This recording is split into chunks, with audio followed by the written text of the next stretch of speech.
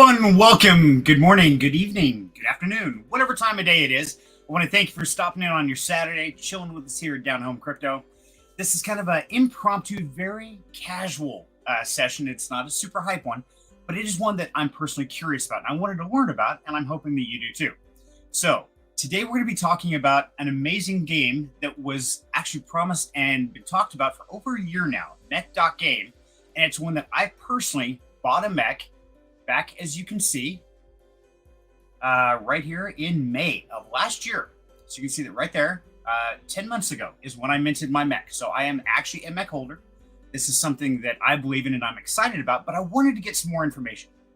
I really wanted to know, okay, what was going on? What's the status? Because I know there's been a lot of things going in the background, and especially right now in the crypto world, it's moving to the Web3 gaming.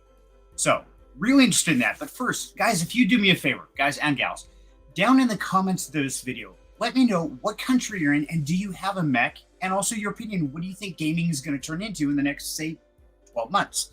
Do you think it's going to move to the blockchain? Do you think we're going to keep hitting the resistances we've got so far?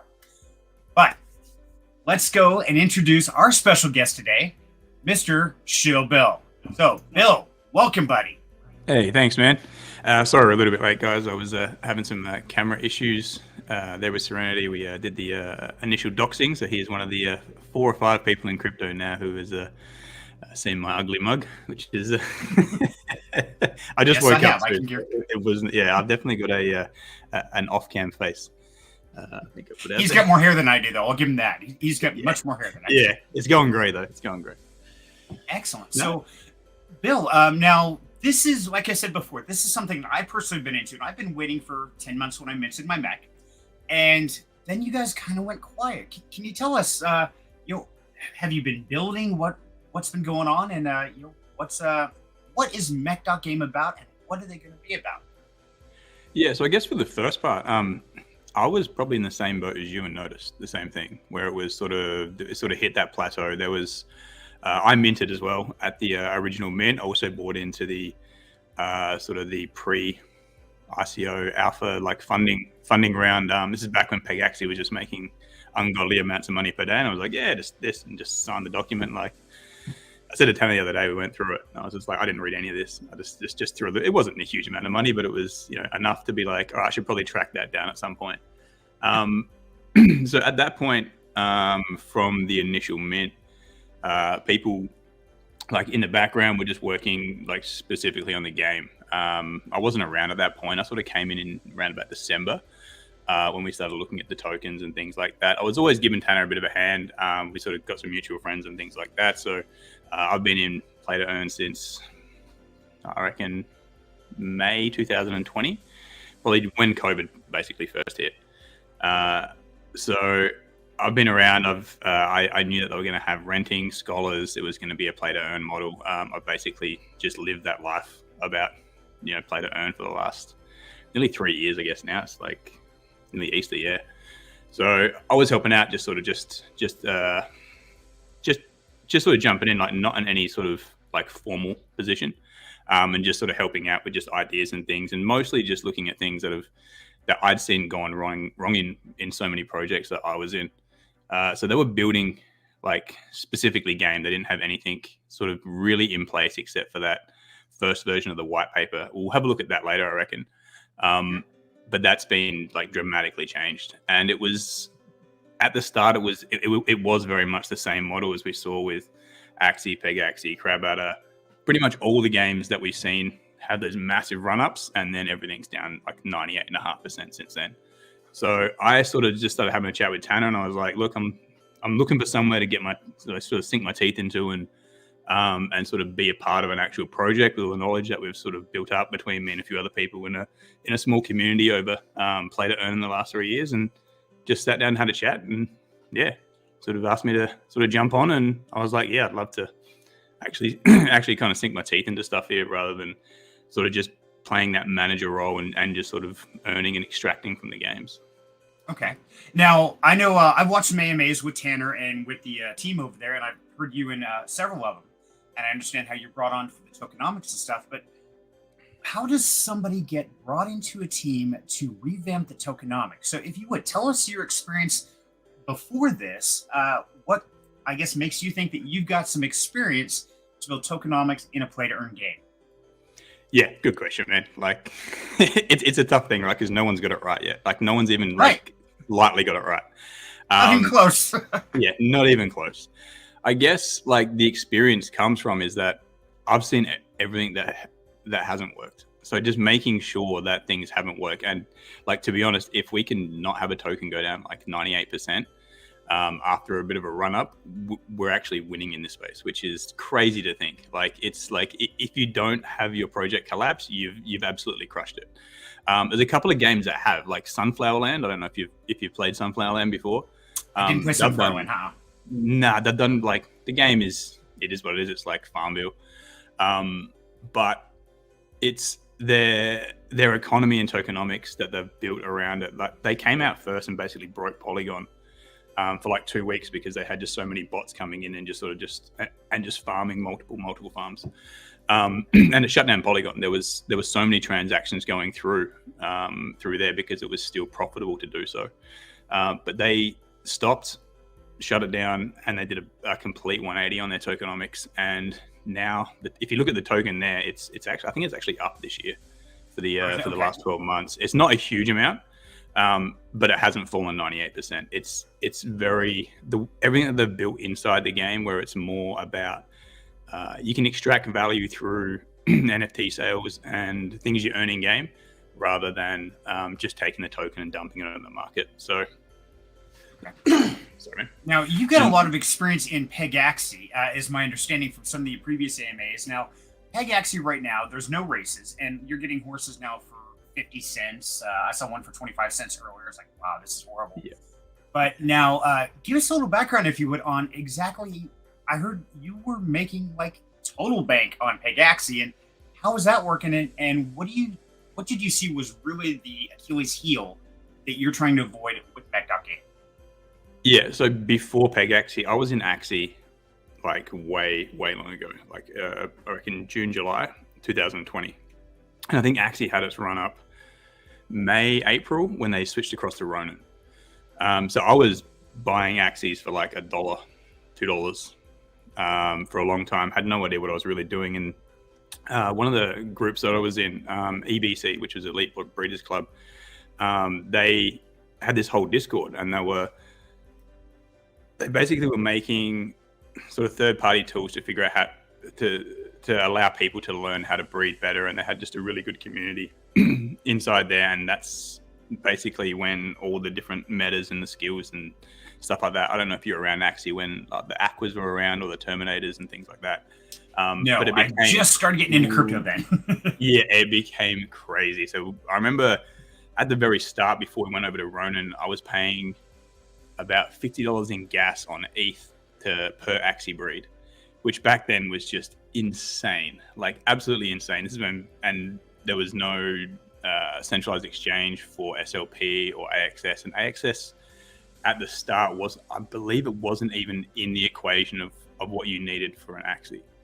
So I was in that like so early, and I built up, I think I had maybe 250 scholars running those teams. And then once every 14 days, I had to spend 12 hours paying everyone. Which was a good problem, because if I was paying them like 20% each, I was getting the lion's share. Like it was worth me. I'll tell you, it was worth me sitting down for 12 hours. I'll bet, yeah. To write checks for 12 hours, knowing that you're only giving out 20%, you're keeping 80. Yeah, I'll take that job any day of the week, and twice on Saturdays. Yeah, and like breeding back then, like the double Aquas teams, if you had the right Axies that you were breeding, they were going for like 0.6 ETH. And I remember waking up in the morning and I'm like, I bred like 3 fish last night. And this is before ETH had its massive run up. It was probably around about the same price as it is now, before I had that second run up to 5K. But all of it was, and this is the crazy thing for Axie, is that the whole marketplace and that whole hype stage where people were selling these, they were making their 3%, I think they were making. But they banked it all in ETH as well. So Sky Mavis had all this ETH before the run up to like 7K, and they had so much ETH. Like they were so smart with that, and whether it was just like them being smart or it was the timing, but yeah, when we hit that peak, yeah, they were sitting quite pretty, and anyone who was sort of breeding and kept, all their profits and things like that, and they just even made like stacks and stacks more. So that's where I first sort of got started. But and I got introduced to be like, hey, why don't you rent a couple of those Axies out? Because I had like a bunch in my thing, and I was just sitting there clicking, whatever, just doing the daily thing. I liked it a little bit because it sort of had a bit of a poker vibe as well. So it was a bit of like, because it had the different cards, so you had like different strategies and combos and things like that. But then, someone got me and was like, hey, why don't you rent them out and you can have scholars? And that's where I built that like 250 scholar team and had to manage that all inside of Discord and things. And then we hit the tipping point with Axie where we'll have a look at it a little bit later when we go through some of those slides. But one of the main problems is that they had an uncontrolled population. Right, so you breed an Axie and that Axie earns SLP. The cost to breed the Axie itself was like 90% of that was SLP. And about 10% of it was AXS.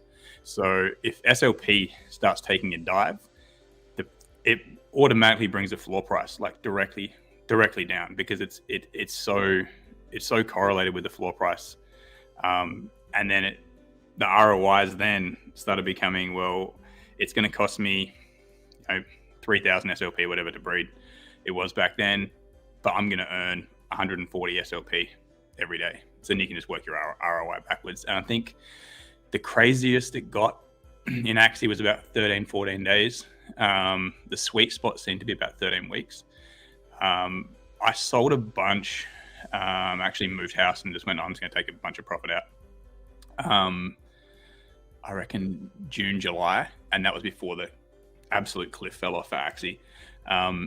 So then once the earnings sort of fell off for the scholars, I suddenly was struggling to find the 250 people to play those Axies for me.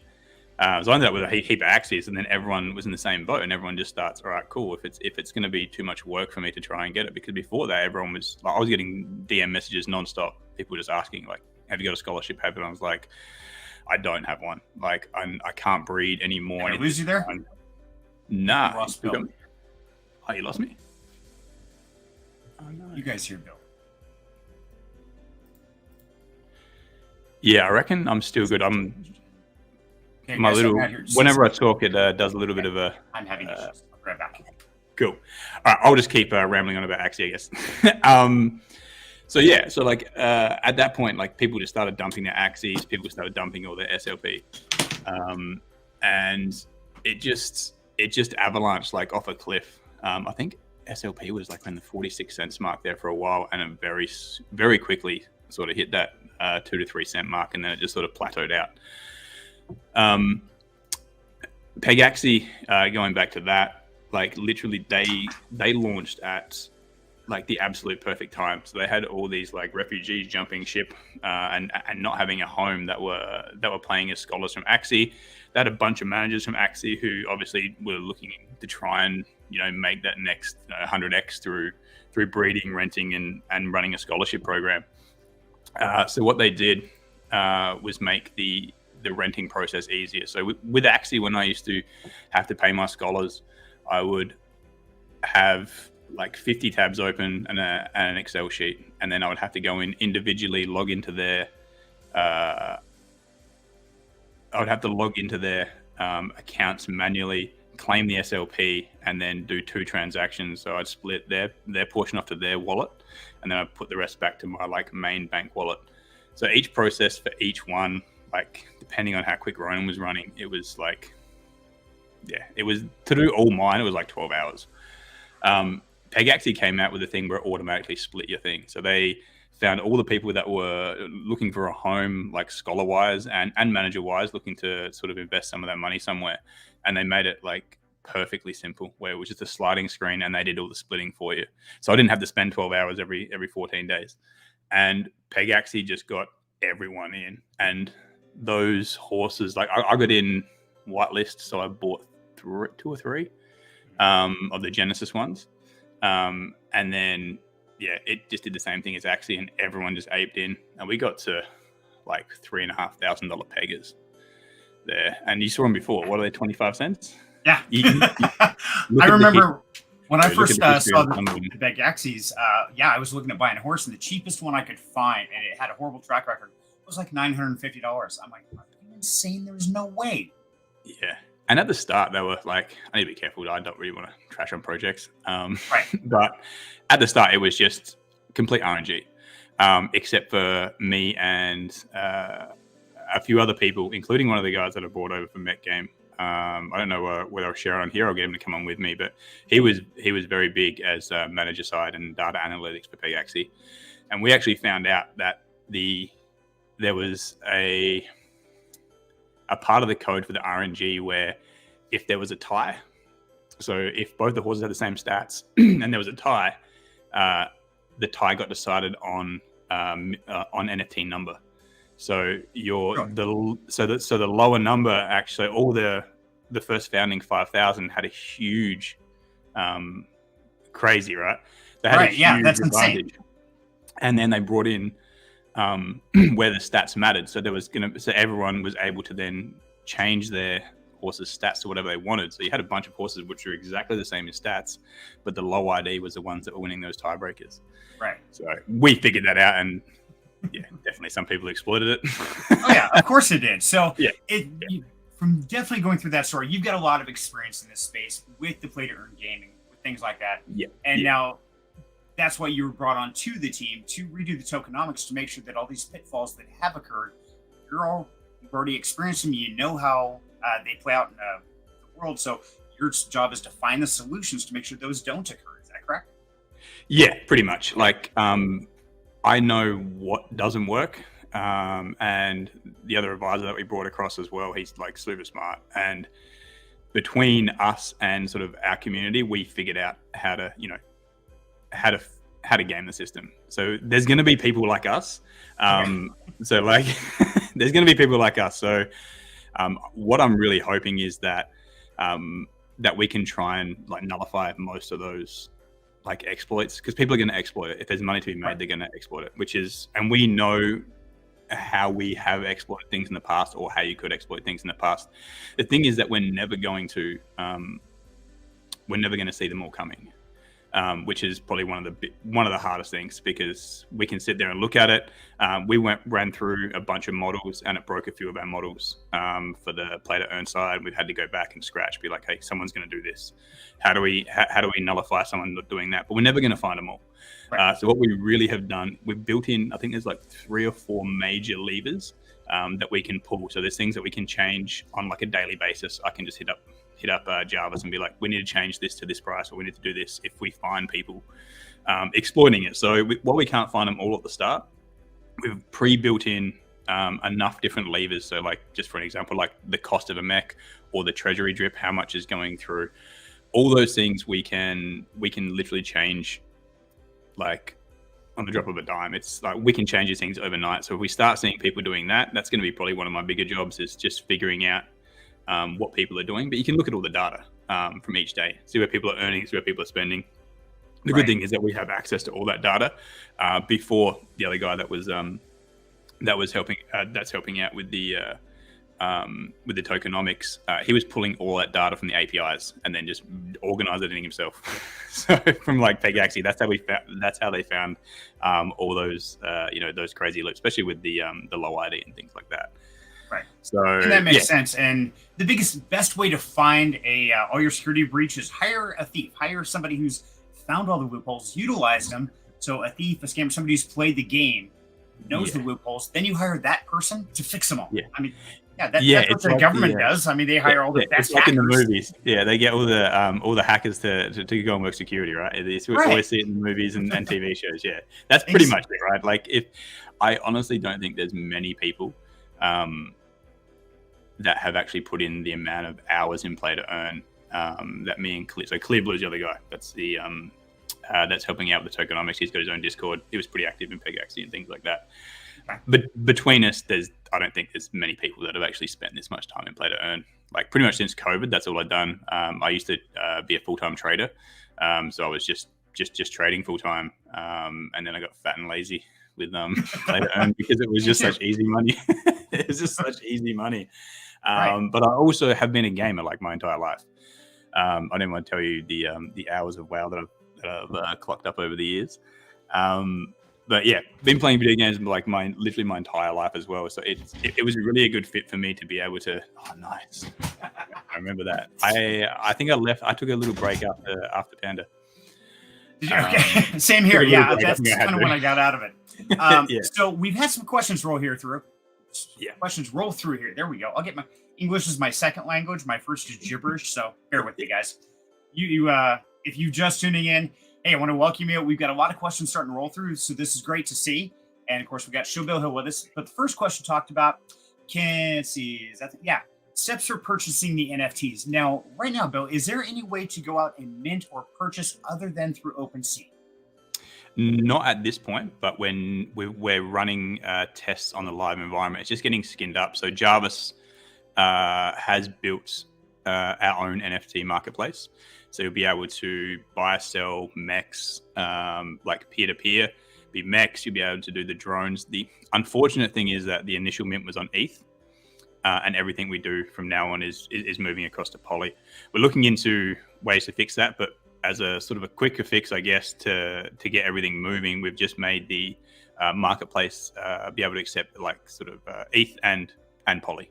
So you'll be able to use two different chains, but we're only going to allow the sale of the Genesis and the drones that got airdropped maybe 6 months ago.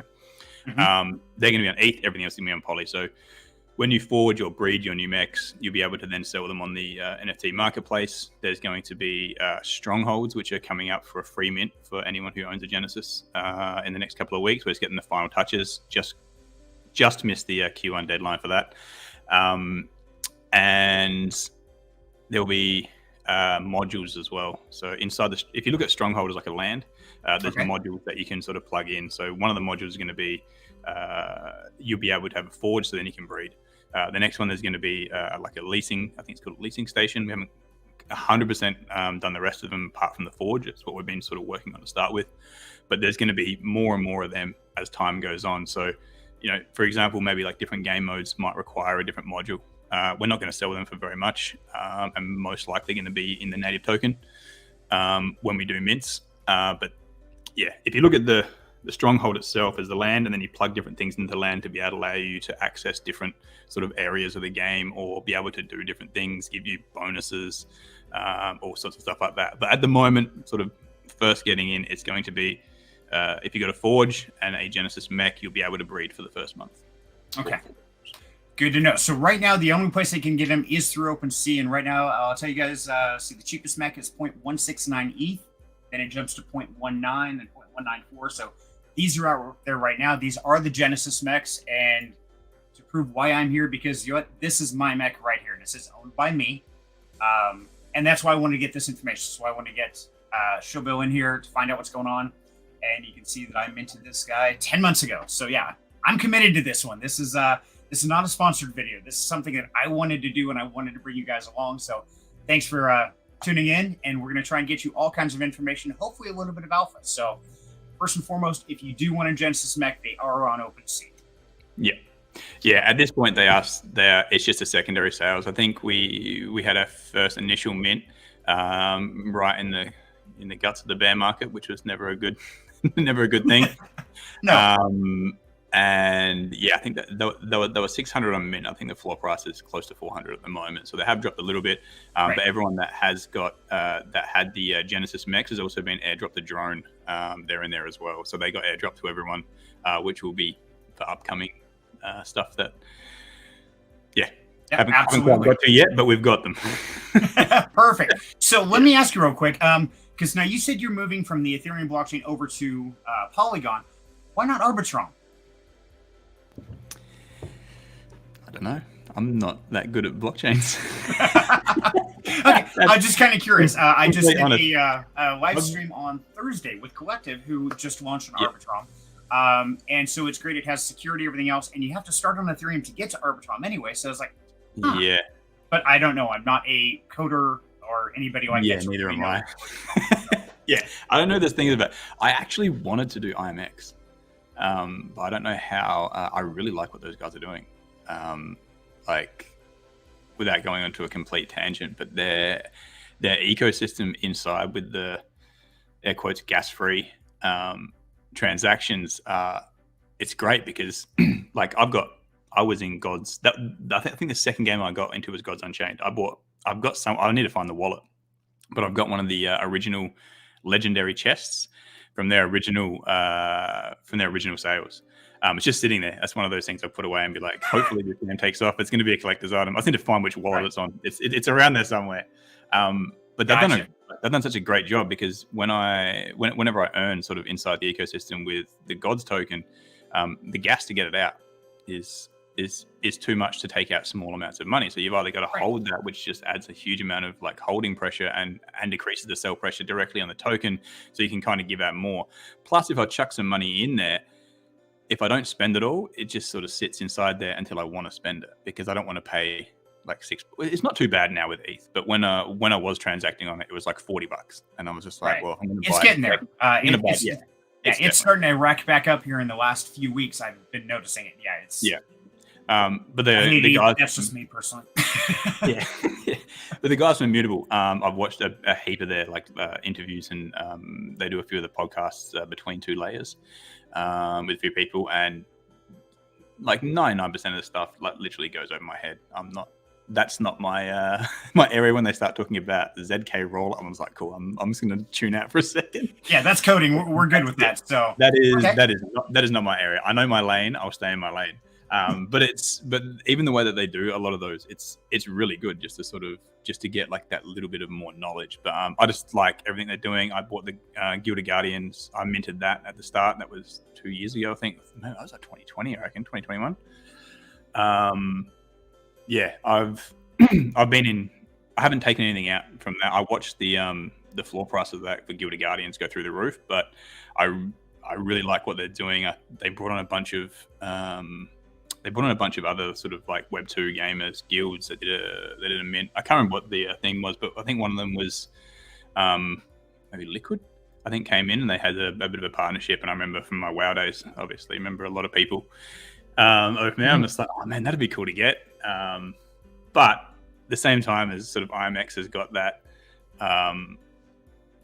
the great part about not taking money out, I'm just like, I don't even have any money sort of sitting in there to do the mint. So I couldn't be bothered just transferring ETH. And that is the one sort of roadblock. But I think what they're doing inside there with not letting people take it out, right? So it's like a casino where like if you're still in chips and you haven't gone to that cashier yet, you got a lot more chance of still just chucking a quick tenner on before you. Exactly. Yes, that's the same way I am. Yeah. So we're getting a lot of questions. It's all play money until it gets to your MetaMask. Yeah, exactly. And that's the way I look at crypto. It's like, it's fake money. It's not real. It's like Monopoly. It's like, so what if I lost $10? Big deal. Yeah. It doesn't count. But now if I lose $10 on my wallet, I'm going to freak. Absolutely. Yeah. So figure that one out. So, Bill, we're getting a lot of questions rolling through about the roadmap, about milestones, things like that. So I want to definitely dive into that a little bit, but I wanted to find out, kind of get the backstory of how you got into this, what your experience level was, and let people know that, yes, if you want a mech, you can go out and buy them. And it's the Genesis mechs. It's the ones that were first minted. That's the only ones that exist right now. But there is going to be the forging and all that aspect coming down the road. Yeah. And I really expect the once forging starts, like Genesis mechs have got so many benefits. And I've really made sure in sort of all the game loops and everything like that I've been building, that the Genesis mechs, holders of them are the ones that really benefit most. So the price point of those is quite high still. But they've actually held the floor pretty good for $600, and they're $400 now. From only at 4. Yep. Yeah. It's pretty good for a bear market that they've held. Some of it has to do with the amount of, I guess, unique holders as well. If you look on OpenSea, there's not a huge amount of unique holders. I think we're 500 and something, 487 as unique holders. So there is a few people that have that did mint quite a lot, and if you go through the list, you can see some of those addresses that have been sweeping the floor consistently. If you look at the activity tab, I keep a very close eye on it. But there are I got to ask, Bill, how many do you have personally? I think I've only got 6. Only 6? I think you say like 30 or something. I'm still very much debating of what I'm going to do with that. I obviously don't like the part of me running a scholarship like I have everywhere else. because I don't want to do that while I have the other information and things like that. Obviously minted a bunch of mechs at the start, and I've put some money into the Genesis sort of token sale and things like that. So I don't like, if I'm designing the game, I don't want to be able to, front run that.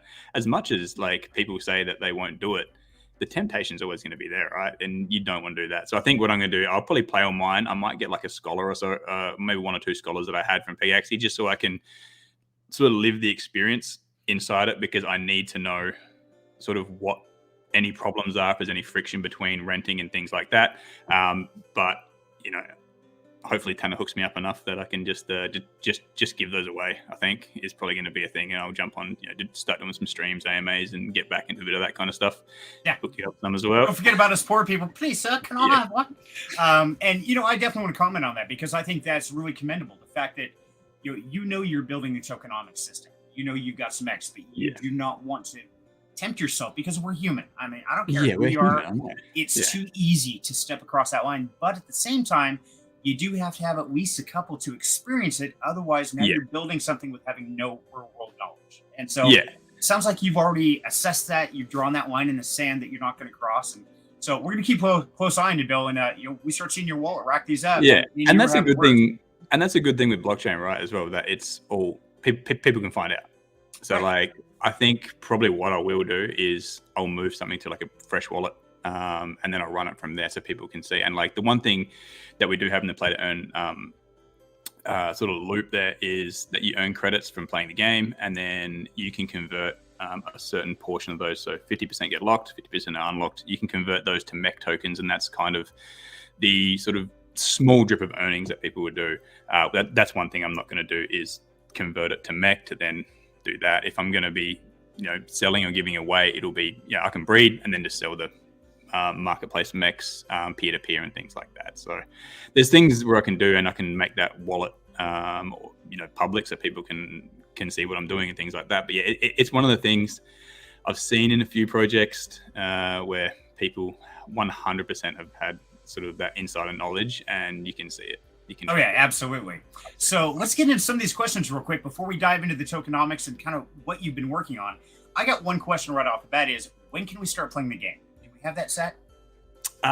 We've got a Google Play Store testing going on at the moment. I think we've got 100 people that are able to get in there. So that's done. And now we're just sort of testing from where Unity talks to to our main rental server, which has all the like your normal login, like browser screen. So we're testing that at the moment, making sure that when you earn whatever in the game, like your credits, and making sure that they go sort of back and forth. So we just got a fair bit of testing with that, and splitting up and things like that of the sort of scholars. So if you earn like 10 credits in your daily run, and you've got like a 20% split of the scholar, making sure when it hits that rental server that 8 go to you, 2 go to the scholar, and then they get split accordingly. So that's more of sort of a Java thing. I've been working with Platinum Egg and just sort of saying, okay, cool, this is the end screen, this is the information that needs to go across, and then working those information in with scoring for leaderboards and things like that, just making sure all that works. I don't know how long that takes. Hoping like Q2 for sure.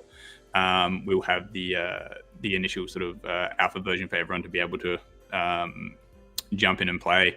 I'm 99% sure there's going to be a free version as well, which won't have the same play to earn mechanics. But once it's up in the store, then everyone can just get the game and give it a go and try, which I think is a huge thing that not enough people have done. Oh yeah, absolutely. So Seth asks, can we please introduce ourselves? So hi guys, I'm Serenity. If you didn't know, or Jim. Been here forever. I'm Down Home Crypto. So welcome for the new viewers who haven't been out there. And this is ShillBill. And Bill is one of the team members for MECH.Games, brought in specifically for tokenomics systems, my understanding. So Shill, if you would like to say hello to the crowd that just joined us, because they probably missed the whole introduction. We won't go through it all again. Yeah. So my name's ShillBill. I've been in Play to Earn since basically the start. Ran guilds for Axie, Peg Axie, a bunch of other failed games I lost a bunch of money in, but also been a gamer like literally my whole life. So The two really fit. Come from a trading background where I was just trading crypto for a living for quite a while, and yeah, these two met perfectly. Where it's you've got those whole in-game economies, which but like basically replicate like a small country. So you've got this like basically a small country within every game, and you have to. I enjoy the balancing part, and honestly, I enjoy finding the exploits and finding out how I can make the most money in projects. So now I'm on board to make sure it's not easy for people to do that over at MECH.Game. So I'm working at tokenomics. We've redone the whole play to earn side of the white paper. We can jump in and have a look at some of the ones we've changed. I've got drafts here as well, and yeah, that's pretty much me. Okay. That's what I've been doing for the last 3 years. That brings it back up to speed. So I want to scroll up to a couple of these questions before we start diving into tokenomics, guys. And that's the big thing why we're here is we want to know what's going to make this monster tick. We want to know how is the metal going to work. I want to know especially the metal from the free-to-play and the players, because I saw that in the white paper, and I'm like, I got some questions here. So that's why Shill's here to answer some questions, give us some insight of what he's building on the background for this. So the first one, let's see. Where's it? So what are the major milestones achieved so far? And tell us about your upcoming plans, if you could. So far we've had, I guess the Google Play Store is like, before coming over to this, I didn't realize how much work actually goes in from game devs and how long things take to be like, oh, can't you just change that? And they're like, this is going to take a while. So getting to the Google Play Store, which we've just got in the last sort of couple of weeks, having a version that works with that, I guess is a pretty big milestone. The as far as holders, floor price staying, at 66% of the mint, pretty good in a bear market. Honestly, I think we're very lucky that we didn't release with the initial play to earn in say September, October last year, middle of the bear market, and a lot of those original things were they were just what everyone was doing. And I truly believe that it would have just ended the same way as we saw Axie, Peg Axie, and things like that. So, it's taken quite a while, but I think it's been a bit of a blessing in disguise that we have waited this long. If we can crack that 30K on Biddy, this is going to be the time where we want to be releasing IDOs and getting a play to earn if we're having a bit of a run back up for a little while. No one has spare money when their main bags are down 60-70%. So yeah, as far as timing goes, that milestones, that with the tokenomics model and schedule that me and Clear have worked out, I'm going to give most of the credit there to Clear for some of his insanely good ideas, is nothing like anyone's ever seen so far in play to earn, and we've built in literally everything we know. I think that I don't know how much we give out, but we can give sort of the overview without giving away too many secrets of why we've done certain things or the specific numbers behind stuff. But we'll look at that in some of the slides and that we got there as well. Okay. Sounds good. And actually, I want to jump to the latest question real quick, because Lynn Shelton, my wife, hi, Lev, asked, she knows that you doxed to me. And yes, I can tell you guys, he did dox to me. I have seen his face. I do know where to find him. So if he does anything wrong, don't worry. I'm going to hunt him down. I already told him that. But is there a specific reason why you don't want to dox the public? Not so much. It's when I started doing sort of YouTube content, it only sort of happened because my daughter during COVID lockdowns wanted to make Roblox videos. And I was like, all right, let's learn how to do that. Sure. And I was like, all right. And then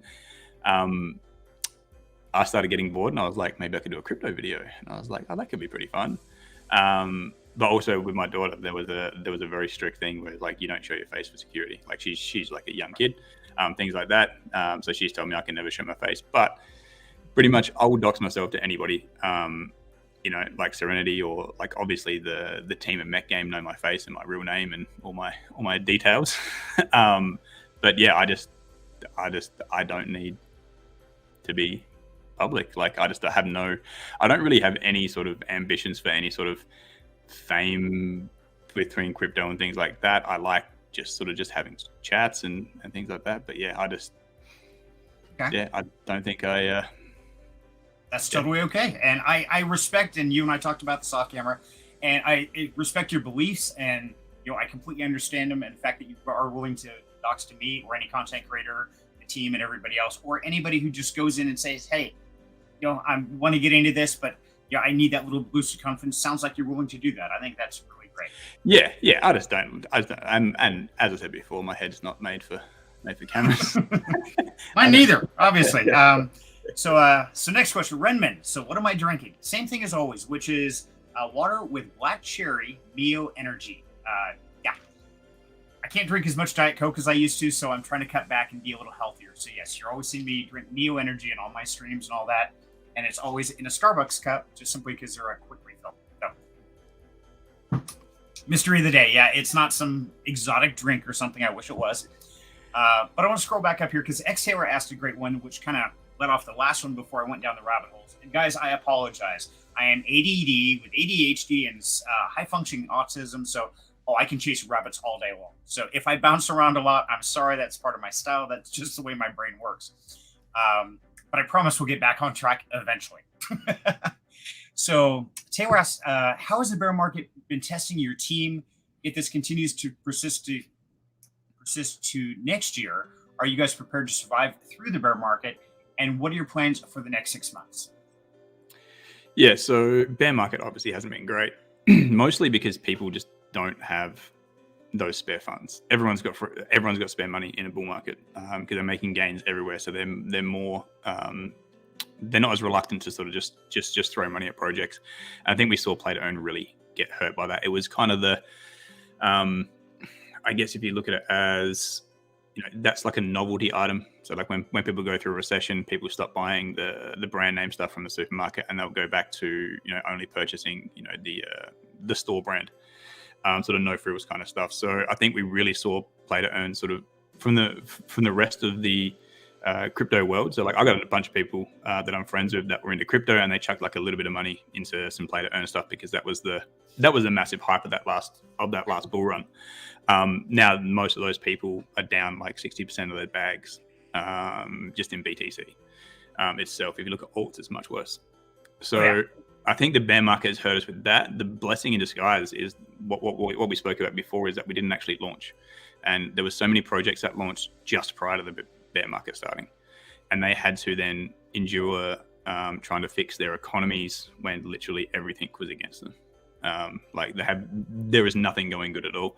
A few have sort of bucked the trend a little bit, but not a huge amount, right? So I think the bear market hurt us, but also I think it's going to help us moving through. If we go for another year, like we've got enough burn to go through. Plus we got some once the play to earn does start. There's going to be the 5% from the marketplace and things like that. There's going to be money coming in. Like the only money that's really come into the project is from that initial mint. Like we haven't had any secondary other sales, things like that. With the drones we've just given out for free. We've got the stronghold mints for Genesis holders, which is coming up, I'm hoping, the next 2 weeks. And they're free. So everyone that holds a Genesis mint gets a free one, and they can buy an additional one at half price. Okay, so now let me ask you, I'm going to interrupt you real quick, Chill. So if somebody goes right now and they buy one of these Genesis mechs off OpenSea, will they get one of those strongholds for free, or do they have to have that mech from the previous mech? They have to be a first owner? No, so they can still buy it until the snapshot, and we'll probably give everyone at least a few days, I guess, before the snapshot gets taken. So anyone who's holding these now will get them. So all the mechs sitting on OpenSea still are eligible. So you get the free stronghold, and if you're going to want to do things like breeding, or sort of have those extra advantages, it's basically like a kind of a land like free giveaway for the Genesis holders. All the Genesis holders again can purchase a second one for reasonably cheap as well if they wanted to buy more, but they're going to come in different rarities too. So I think there's 3, possibly 4. I have to go back and double check with the strongholds. But basically, if you've got like 2 common ones, you can push them together and then make a rare one. So the rare one's going to have more slots. So the common, I don't have the details right on me at the moment, but I think it ranges from 3 to 7. So the higher end gets 7 slots. So as we go through and then start adding more things into the game, if you cap out at your first 3, you have to make a choice. So it just gives a rarity of the strongholds some value, especially people, I guess, that have a bunch of mechs, and we purposely did this. We added this part in at the end. about being able to forge them and have different rarities. Because if you're holding 15 mechs, what do you need 15 strongholds for? All it's going to do is just get everyone to sell them on the market, which is fine. But if you're holding, 10 mechs or plus, you're probably going to want to have one of those top tier strongholds because you're going to get the most out of that. So if you get a bunch of commons, rares, you can fuse a bunch of them up and you might still have a couple of spare ones. But again, Genesis holders, we're not going to be opening up another stronghold mint past that first one for sales. We're going to be giving some away for like leaderboards and things like that, but mostly to be able to get those, you're going to have the Genesis mechs. But it gives the Genesis holders an ability to, if they've got some spare ones, when new people come in and then need the stronghold, they're going to be able to sell it to them as well. So just trying to add as much value to those Genesis holders as possible. Perfect. Okay. And so that's good to know that, if somebody is watching this, they want to do the research and they like what they see, you can still pick up a Genesis mech. And these are running about $380 right now. I think is the cheapest. I can tell you I bought mine for $600 at the initial mint price. So it's a pretty good discount. I did get the drone for the airdrop, which is great. Yeah. But at the same time, you're going to get all the perks. You're going to get, the free NFT for your stronghold. So it's going to be the same thing. Now, is there anything that somebody buying off secondary market is not going to get that the originals did besides the drone? No, that's it. It's just if you minted, there's a drone. I think they're for like 0.04. I think. I will go look. I'll check. Yeah, so I guess if you add the drone to the initial, like it just makes that holding price, the floor price, actually look a lot better as well, because everyone's been given those drones. Right. Okay. They probably don't have as much utility as we would like at launch, but it's definitely coming. It's I'm looking at working with the games team as well of what we can do for that. Okay. But yeah, there's no difference. I will leak with you here. We're going to probably open up 2,000 more. Because we did have an initial 10,000 mint, and there's still some that didn't mint out on that initial run, sitting in a wallet. We're going to be probably opening that up, but it's mostly going to be for the benefits of a whitelist spot, and that's about it. Gotcha. So, okay. When we do a secondary or we release those other 2,000 mints, it's going to be cheaper than $600, but you're not going to get the stronghold. You're not going to get the drone. You're not going to be able to buy the second stronghold. It's going to be basically for the IDO whitelist, and we're going to be prioritizing anybody with Genesis holders that they get first dibs at that IDO. And if that, we'll look at that later I'm pretty sure I put that in the slides. Okay. But basically, if you hold the Genesis, you get an IDO spot, and it's not very many tokens. Okay. And there's going to be a pretty reasonable discount for Genesis holders. And if all the Genesis holders buy the IDO, then the public gets nothing for the IDO. Okay. So now that's even if you buy a Genesis mech right now, you're still on that list then. Yeah, and even the second, so the Genesis now holders already on that list. And then when we open the other 2,000, haven't nailed down the details yet of it, but it's basically going to be, okay. The perk of that will then be the discounted IDO. Sounds good. Okay, so one more question before we start jumping into the slides, because I really want to get into the meat of this stuff, but there's so many pieces. It's just, I'm like a little kid at Christmas, I know. So I can't even say that. I don't want to mess your name up. I apologize. Do we have a Telegram or Discord groups in different languages? Ooh. I think, I'm just opening the Discord now. We have, there's a heap of international channels in the MECH Discord. Brazilian, Chinese, Spanish, Russian, Japanese. Depending on which language, but I'm sure someone will be able to add that in if it's not in your native language there as well. I don't know how much gets translated. I don't really have that. I only just sort of chat in the Discord. But it's definitely a question I can ask Tanner. Okay. Sounds good. So yeah, sounds like there are a lot of different channels in there already now, but if there's some that you need, hey, definitely open a ticket and they'll get you squared away, because we don't want to make sure that this is accessible to everybody around the world, regardless of the language you speak or anything else, because this is the future of gaming in my personal opinion. I've been a gamer for a long time. We won't tell how many years. What's your all-time favorite game. That's right. Let's go off topic for ages. All-time favorite of all time. There's only one, and it's sitting right behind me. Go that way. Gallagher. Oh, nice. Gallagher. Yeah. That's so good, man. I want a what I really want in my house is a buck hunter machine. I remember it from the pub here when I was that's what I want in my man cave. I need a couple of Gallagher and and an old Donkey Kong. I remember watching that documentary like ages ago, The King of Kong. That was so good, man. That was so good. For me, it was Gallagher and pinball. Those were my two favorites of all time. I mean, I saved up for my first Atari 2600. That was the first game system I had, and I've been a gamer ever since my entire life. So that tells you how old I am. I reckon for like the stand-ups when I was a kid and we used to go to the pub and then like, you know, parents would give you like a handful of like 20-cent pieces. It was the Wonder Boy Monsterland on the stand-up. I must have put my parents through so much money going through that. Oh yeah, I love that game so much. That and Dungeon was it Ghouls and Ghosts? It was like I think it came out on like my first console was like original Nintendo, and then we got the Mega Drive, and I was just like, oh man, I was so happy when I got that Mega Drive. How bad? Showing my age as well here. Hey, that's okay. Nothing wrong with work experience. That's what it is. Exactly. So I had another question come out before we jump to the slides. So the question: I find it very important to reward the communities of projects owners. I always support projects.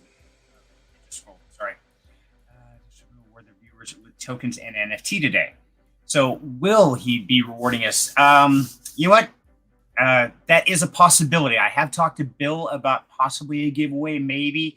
And it really depends on how many of you like and subscribe to the channel and share this with your friends. Let them know that, hey, we're having a good time on a Saturday afternoon or Sunday morning, depending on where you're located. Hop in, show support to the stream, to the community, and let Bill know that people care about this, and he just might have a giveaway later. Yeah. I reckon I can pull something from my personal stash. A Bill personal? Is it signed and autographed too? That doesn't add any more value at all, unfortunately. Okay, well, neither does mine, but sounds good. So, okay. So we know this is looking at launching Q2. That's pretty much a guarantee, right? I mean, you guys are in testing. I don't want to put more words in your mouth, but is there any reason you don't see this launching in Q2? The only thing would be I guess, play to earn mechanics. There's something wrong with it, but we've got 3 months to fix it, right? We would hope that someone should be able to fix it. I'm not a game dev. I don't know, but the way we're moving, like, I reckon I had 5 meetings last week with either games team, with Clear, with Tanner, with Jarvis.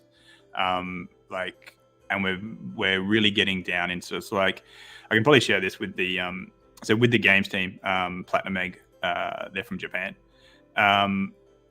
So with them, I've got Matt, who is their lead, who's actually an Aussie. So we chat a bunch, and then sort of he relays that back to the team, which we were talking about before, is like with crypto being such a global thing, and like I've never had a job that's sort of been in that kind of corporate kind of world where I really had other people from different countries and different languages. Having it where, because basically at this point I'm now sort of drilling into the specifics of the amount earned, how that works, and how it fits with the game loops and the overall economy of the game. So I can like really explain that to Matt, and then we go through for like 45 minutes, and then he goes back to the team and he knows exactly what to do, and he's fluent Japanese, so he's sort of overlooking the project from the Unity side. So it's so much. It's such a blessing that we have that. Where I know a lot of other teams have had, you have to go through 3 different languages to be able to get something done. And like I tried coding when I was in uni, and I didn't like it. I couldn't do it in my own language to make it like say hello world. Okay. See, I've done a little bit of coding for fun years ago. I took night classes when I had my hardware floor company. Learned J++, Visual Basic, and I tried ASP, and I crashed ASP. Visual Basic, that was fun. J++, I could do it, but man, that's a lot of work. Nah, thanks. I screw up my own language. Trying to do it in a computer language, I'm really going to mess it up. And I did. And that's the thing, right? You have to go from, like, let's say, like I have to go from like English to Japanese to the coding language. Like it's so that there's that extra thing on top as well. Like, yeah, working with Matt has been probably for the last month and a half or so, just been great. Like he's available anytime. He's closer to my time zone too, so he's only a couple of hours difference. So when I'm sending messages to Tanner, he's normally getting like a ping at like 3 a.m. because that's my afternoon time. That's about right. But yeah, like just sort of talking in general about the language barriers. It's crazy how people can make it work, but it does add that level of complexity to getting from what's in my mind, I guess, to the finished product. But it's going well, which is great. So, okay, so I want to give you a shout out, Croc. Love you, buddy. Glad you can make it. It's okay that you're late. I will forgive you. Just don't let it happen again. Okay, yeah. Croc is a big time supporter. Love him to death. Lives in this space with me, and just an awesome team. So let's see. Toucan Coin, welcome. So Discord links, please. Down Home Crypto, you got it. I will put the Discord links right now, guys. Give me 1 second there, and then we are going to dive down the rabbit hole of economics. It's going to be fun. So that, and there we go. Put that in the chat. So that is the Discord for MECH.Game. And then also I will throw in the website. So back up, there we go. Website in the chat, and then I'm also going to put the link to the white paper, guys, because we're going to run through that. But Bill has a lot of his own slides that he's been worked on, and I don't know how updated the white paper is or isn't. I'm guessing Bill will warn us as we start diving down that rabbit hole. Yep. Yeah, I reckon if we go through the white paper later, we can see what bits have changed and what bits are still coming to change within the next sort of couple of weeks. We got a lot of those for Q2 roadmap to updating some things, but we just had to make sure we got things signed off. And me and Clear ran a few more tests and then ran into some problems, so had to go back to the drawing board on a couple of things. But it's I'm glad we're finding these things now, right? Instead of finding it once the game starts. So absolutely. So all the links are there in the chat, guys. So anywhere you want to bounce around, follow around, ask any questions. And what conditioner do I use? I don't know. I think it's Ivory Soap. Irish Spring, I'm not sure. It's that and an electric razor. My wife brought me a great little one. It looks like a frog foot. It's kind of funky, but yeah, it does the top, it does everything. It's like, okay, cool. The razor was killing me. It was bad. Every time I'd show up on screen, I had like cuts and scratches. Yeah, I'd have to like put a little bits of toilet paper just stuck to the. Yeah. It looked like I filled in a chipper shredder the night before. It was not a pretty sight. So, absolutely. So, okay, Bill. So. We understand basically the gameplay. We're talking about the mechs, and we're going to have the fortresses doing different things there. But really what your job is the economy. Now, what makes MECH.Game's economy different from other play-to-earn games, and why is this such an important thing? Yeah, so I guess from the bat, if we look at traditional play-to-earn games that we've seen that also can incorporate some sort of scholarship model. So these are probably the 5 points of difference that we've got. And these basically have come from everything that I've seen that hasn't worked in other games that I've been pretty deep in, a big part in myself as like a manager player kind of thing. So the first one, population control, that's just at the rate that the NFTs essentially are bred, and sort of matching that with the DAU. The scholar earnings, we're going to be keeping them separated from the main token economy, and that's probably one of the biggest things that we've seen. So in Axie, Peg Axie, things like that, scholars essentially are jumping in to play the game for US dollars. But they've always been paid in tokens, which just creates a massive sell pressure. And the real problem with that is that as the token goes down, they just want a US dollar amount. So if the token goes down, scholars have in the past been given a higher percentage every time the token goes down, and to the point where they're basically taking the lion's share. But all they're taking from that lion's share and dumping on the market just creates a massive amount of sell pressure, and then the loop goes on. So the price goes down, you got to give them more. Price goes down, give them more. And then it gets to a point where you're giving them 95%, you're not making anything yourself. So either you quit, or it gets to the point where the US dollar amount of what the earnings are goes to a point where they're no longer happy to play, or they don't want to play and they'll move to somewhere else. Okay, real quick, Bill, I want to ask you something here. So what exactly does being a scholar and having a degree or reading books have anything to do with MECH.Game? Some people may not understand that term. So if you Yeah. would, could you explain that a little bit? Yeah, cool. So I guess like scholar, the term scholar was born from Axie, and it was the community that did it. Right. This is the craziest part. There's a rabbit hole we won't go down. We'll be here for like 3 hours. But people figured out as owners that they could rent these out to other people in Axie, but they did it. It wasn't built into the actual game from Axie. So they figured out a outside loophole to be able to just create 100 wallets and then give the logins to those accounts through the scholar. But then the manager had essentially had all the money, and then they had to split it out themselves. But just the community figured out a way that they could then rent it out, and it just became a thing, and it literally took off from there. Like I would love to know who the first person was that figured that out. That'd be a great interview if you could find out the person who was like, hey, I might do this, and then rent it out. Because it took off, and huge in the Philippines, massive. You saw there was an Axie documentary and a whole bunch of stuff. So basically, if you look at Scholar as you're renting and you're being able to play the game, but you get a very small piece because you didn't put the capital up to buy the NFT itself. So this is really sort of changed, because I guess the original reasoning for it was when we started seeing Axies at $800 a team. And people are just like, well, who's going to play $800? Right. It's too much. And so it's kind of been where it's the floor price or the barrier to entry has been too high for a certain subset of the population or the community that want to take part in it. But also kind of works because if you keep that sort of low enough, the sell pressure from the scholars as players, because a lot of people are there just to play a game, have a little bit of fun, and you make a little bit of money.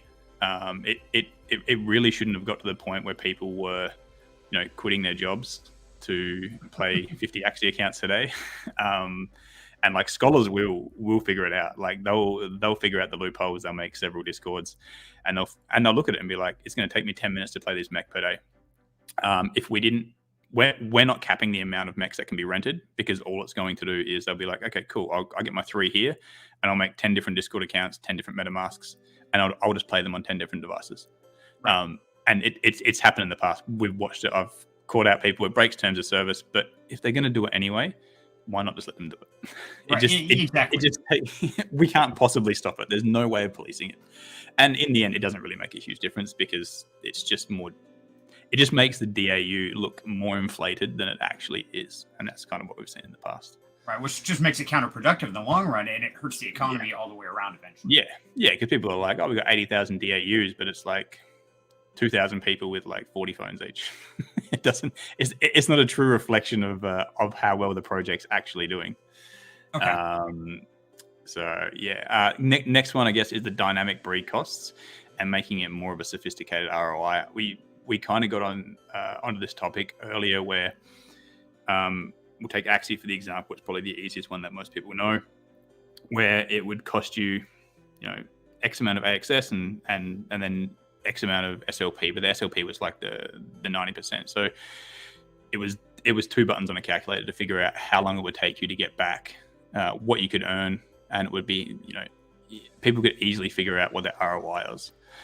So we've made we've thrown a few spanners in the works to make it not that easy. I went overcorrected a little too much and probably made it the most sophisticated ROI calculation in history, in play-to-earn history, and I had to pull it back a little bit from there.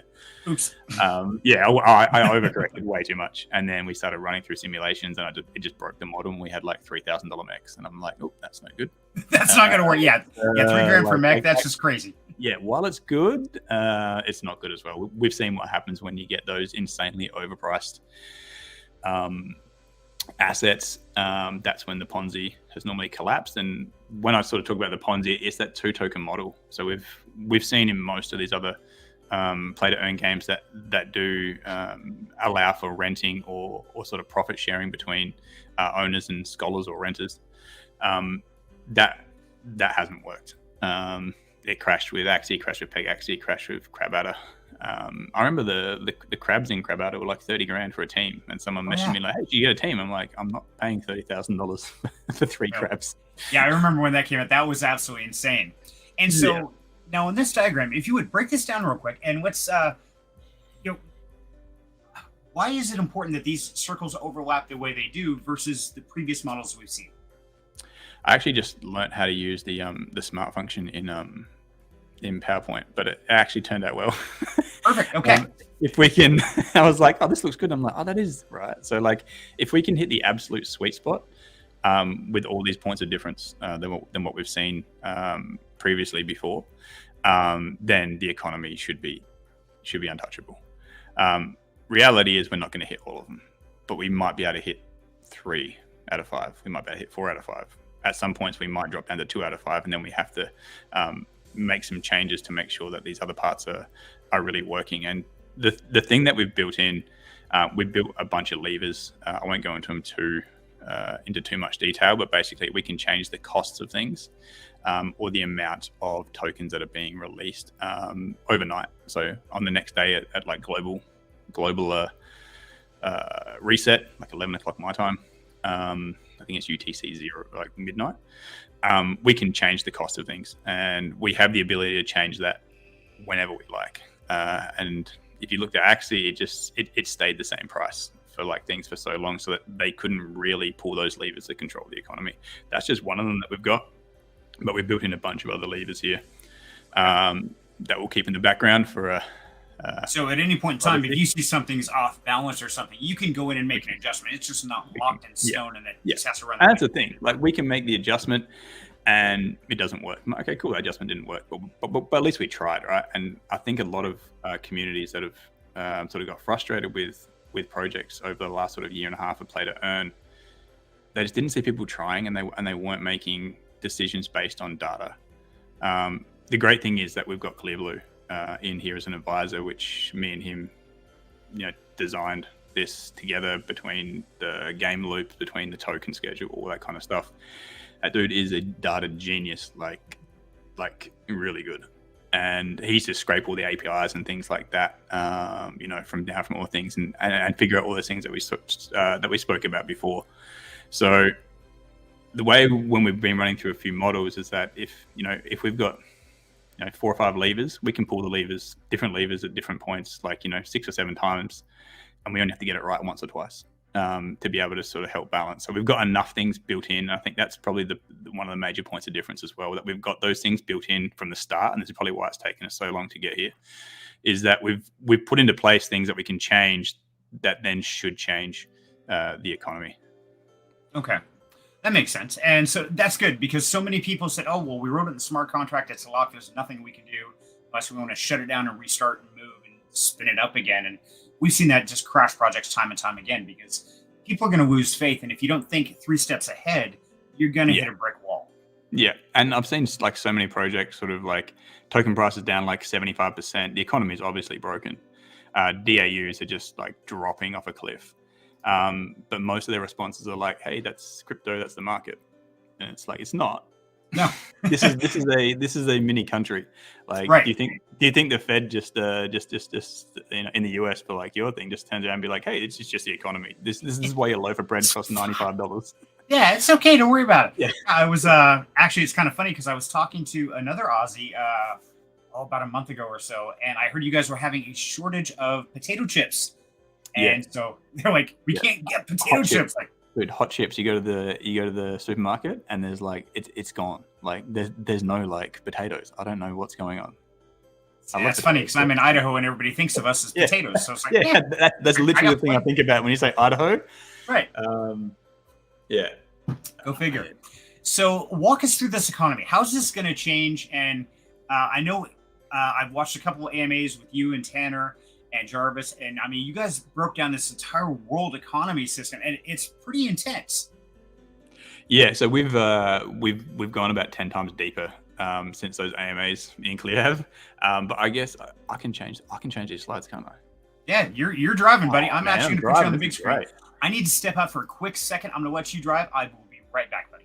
Yeah, no worries. All right, so that slide, when I put it into here, it doesn't have the overlay. All right. So if we're looking at, I guess this first one is going to be just a look at what Axie's population growth. This was clear. Sorry guys, it's it's cut up a little bit over here when it's gone into the StreamYard. But basically, what we're looking at is the population, and in Axie you could breed every 5 days. So we're starting off here at day 0 at 10,000. And basically every 5 days it just compounds on itself onto how many new Axies that could be bred at like a rate of like 50% every 5 days, because you obviously need 2 Axies to be able to breed with each other. So you see these initial you guys can't see my clicker, can you? I just realized that. So you can see the initial ramp is slow, but as compound interest works, this you can see by cycle 10 of 5 days that it's already gone from like 0 to like 400. Sorry, from 10,000 to 400,000. So we've like the population just goes out of control, and this is normally what happens with the 2 token model that we've seen previously in the past, because it's as long as people are buying the assets from the marketplace and there's enough volume and people are selling, people will continue to breed and then sell those assets. At some point, there's not enough new people to come in and buy those assets, and everyone's just sort of shuffling money between each other, and that's when the cliff sort of forms, and then we really drop off. So the population growth you can see here. So this is like 2 months. If you started with a 5-day breed cooldown, which we saw in Axie, you can go from 10,000 to 1.3 after 60 days. So there was no control over that, and you're not going from 10,000 users to like 1.3 million in 2 months of growth. You might, but it's never going to. That's just never going to. You can't keep growing at that rate. And a lot of projects tried to do this with like breed cooldowns for each of them, but everyone just sort of baked that into the ROI calculations for when they were breeding. That's why there was a premium price if you bought off the marketplace than what you cost, because essentially you're giving up those 5 days of time. So if we're doing Axie, and this has been the same with Crab Batter, Peg Axie, all those kind of things, where it just had that uncontrollable, the team couldn't stop this, and this could exponentially grow until it crashed, and that's basically what it did. You can see here on that live player count, it's not the greatest to be able to look into the slides, but you can sort of see when it started, and it mirrors, right? So the daily active users just basically mirror the same price as AXS, has that massive run up, it falls, and you can see there, I think it's June 10th, 2022, where it's got the monthly gain, and that's where everyone just left. And your daily active users just fell off a cliff. And you can see on the chart here, that's when the price really started coming down. And it was, and you see with play to earn, it's the token price directly affects daily active users. So what we are trying to do is protect the token price at all costs, because that brings in interest from people, and you don't see these massive cliffs and fall-offs. We got that from that link at the bottom as well. So this is what MECH looks like. And we have the ability to change this as well, but we're looking at about a 20% population growth. Now, in MECH, we control the population growth through blueprints. So it's going to be one of the 4 components that you need to breed. You need to have a blueprint to be able to breed. And we can drip these out as slow or fast as we want. So if we're seeing a huge amount of demand for scholars, for people wanting to breed, so if we put out like 500 blueprints on the Monday, and then by Thursday that'll be used, we can look at that data and be like, okay, cool, we've probably got a bit more room. Maybe next week we'll release 650. So we can manually control this, but we're looking at around about a 20% to start with. So Axie had like 130x on their population within 2 months, 60 days. It didn't quite get there, but it had the possibility for that to happen, and it did get pretty close. Like people were breeding quite crazy. We saw the same thing with Peg Axie. They had the same thing. It went from 10,000. I think we hit 1 million peggers in 3 or 4 months from 10,000, and there wasn't a million players. Now, let me ask you, how are they going to get the blueprints? I mean, is that going to be an auction? Is that for certain people, or how do those released, and how do people collect those to decide who gets to breed and who doesn't? Yeah, so blueprints we'll figure out based on the population. So it'd be like 20% that we're going to give out for that week at the start. We're going to have 25 or 50% of those available just for purchase with other MECH tokens or just USDT from the in-game shop. And then the rest of them are going to be given out as rewards for the leaderboard. So we're going to have a leaderboard once a week. It's based on your score every day, it's an aggregate of all your scores, and the top X amount of people. So as daily active users grows, we will most likely be slowly upping the amount of blueprints dropped. So there'll be a certain percentage, I think. I think it might be in the next slide or one of the other slides. I think we're at about, like, if you finish in the top like 11 to 20%, that will get you a blueprint. But they're going to be cheap, right? They're going to be maybe $10. Okay. As part of it, $10 worth of MECH or USDT. So they're not going to be crazy expensive, but that's the two ways to get them. And we're looking at the possibility of there being like random loot boxes dropped from mobs, and we've already got built inside Unity that there's a loot table of what things can drop, and then we're going to try and fill those things. They're going to be filled in the leak here for you guys, but there's going to be Web 2 stuff inside those boxes. So then we don't have to worry about gas fees and things like that. And a bunch of stuff inside the MECH ecosystem, I guess, is going to have the ability to have multiple forms. So there's going to be Web 2 versions of things that can also then either be turned into an NFT. You can go then mint it, sell it on the marketplace, or you can just use it and then everyone saves on their gas fees. So we're doing a bit of a hybrid Web 2.5 with that. Just, I guess, the main part is that everyone can do a lot of stuff inside the app if it's Web 2. We don't have to worry about MetaMask and things like that. And we want people to be able to do stuff. Like, this is going to be a mobile-only game. So, to start with at least. So we want everyone, if it's a mobile-only, we don't want them jumping back and forth in between, the mobile, doing stuff and then having to go to the website, click 7 MetaMask transactions to be able to buy something to then go play that day. Like, it's supposed to be like a 10-minute, I think Tanner coined it like a toilet game. Like, it's supposed to be that. It's supposed to be like a quick in and out. We don't want people sitting there for 6 hours grinding MMR like we have with Axie. And that's probably another big point of difference, is that a lot of these play to earn games, I don't know why, for the earning period for that day, why so many projects sort of mapped it out that like the average playtime was like 2 hours. Like, there's not many games that I play for 2 hours, and I guess that probably does have a pretty strong relationship now I think about it, of renter or scholar retention, because the longer they have to play, like in their minds, even if they're not sort of doing the math on it, they're already figuring out, I get this much for playing 2 hours, I'm getting this much an hour for playing the game. Right. It's not worth it. It's no. It's like, if I had to play like an hour and I might get like $2 for playing, it's a lot different than if I had to play for 10 minutes and get $2. Right, it is, absolutely. I know. I'm one of those. I've always looked at, okay, what's an hour of my time worth? I mean, as an electrician stuff, it's like, I show up at your door, that's $100. I mean, journeyman electrician, I showed up, that's $100 bill, regardless of what I do. Just the fact I showed up, it's going to cost you that. And so when people start saying, hey, we want you to play for an hour and you get $2 or 50 cents, or it's like, why? That's just dumb. I can go find that and loose change walking down the road. Yeah. So if we're looking at this compared to Axie, we really control this, and we're looking at actively in the background monitoring demand for these, and there's a few different metrics that we can look at. So we're going to really be actively trying to match this with the demand for new players, and we're going to grow this with the daily active users. I really want, I know it's probably going to cost the actual game itself and team probably money, but I want there to be more demand than we have supply. So if we're only giving out 2,000 new spots that week, I want there to be 3,000 other new renters or 3,000 new people coming in to buy mechs to play themselves coming in. So I want, coming from the manager background, and we are accommodating the scholars here, and with the renting option,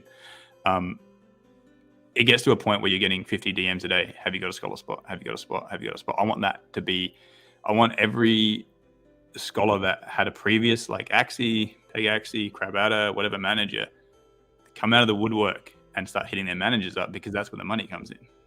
So I want it's just a basic supply demand. And if I started getting messages from multiple scholars saying, "Have you got this game?" I'm going to Google and be like, "What is this game? Is this worth it?" And I'm like, well, if there's demand for it, maybe I want to get in.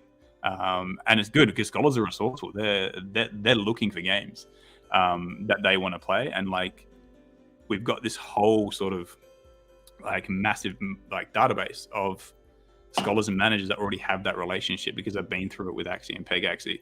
Once that sort of starts coming in, we can start adjusting this. But like Axie was like 130x, and the same period we're like 44. Okay. Now, what do you think is going to be the biggest motivation? Say the top 2 things that are going to motivate people to want to come in and become a scholar on this. Sorry, 4.2. Sorry, Matt, I missed that last one. I just looked at my thing when I was making these slides up, and I picked the wrong population one. You can change it, man. That's okay. I will change it. We all make mistakes. I rushed this one through yesterday. Here, I'll change it later. It's not a huge thing, but it's I looked at it as weeks rather than periods. Okay. Check it back up. It's fine. Okay. So my question is, I'll own my mistakes. Hey, I respect that. I screw up every day, and you know what? I figure if I'm not making a mistake, I'm probably not pushing myself hard enough. Then I'm just existing, and to me, existing is just waiting to die. So I'm totally cool with making mistakes. So what do you think are going to be, say, the top 2 motivators to really drive people in here? I mean, you can limit the crowd, the population, things like that. But what's going to make people want to come in here? I mean, is it the high ROI, or what is it that's really going to draw in the crowd?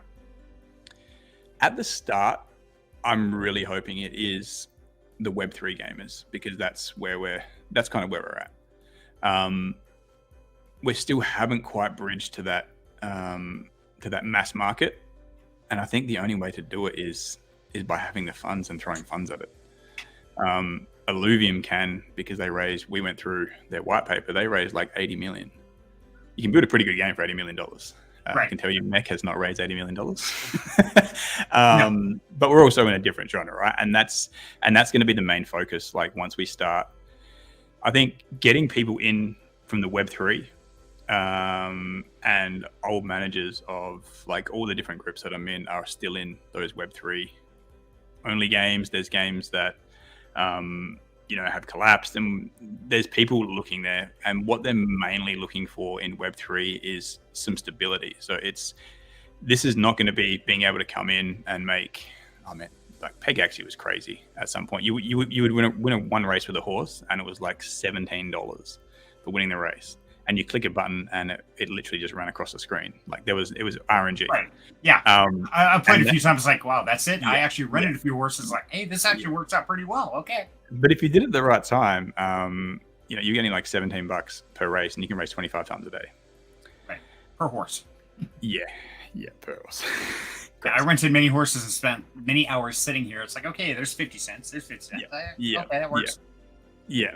So what we don't want is $17 per day as or it could be $17 per day, but just not $17 for a click of the button.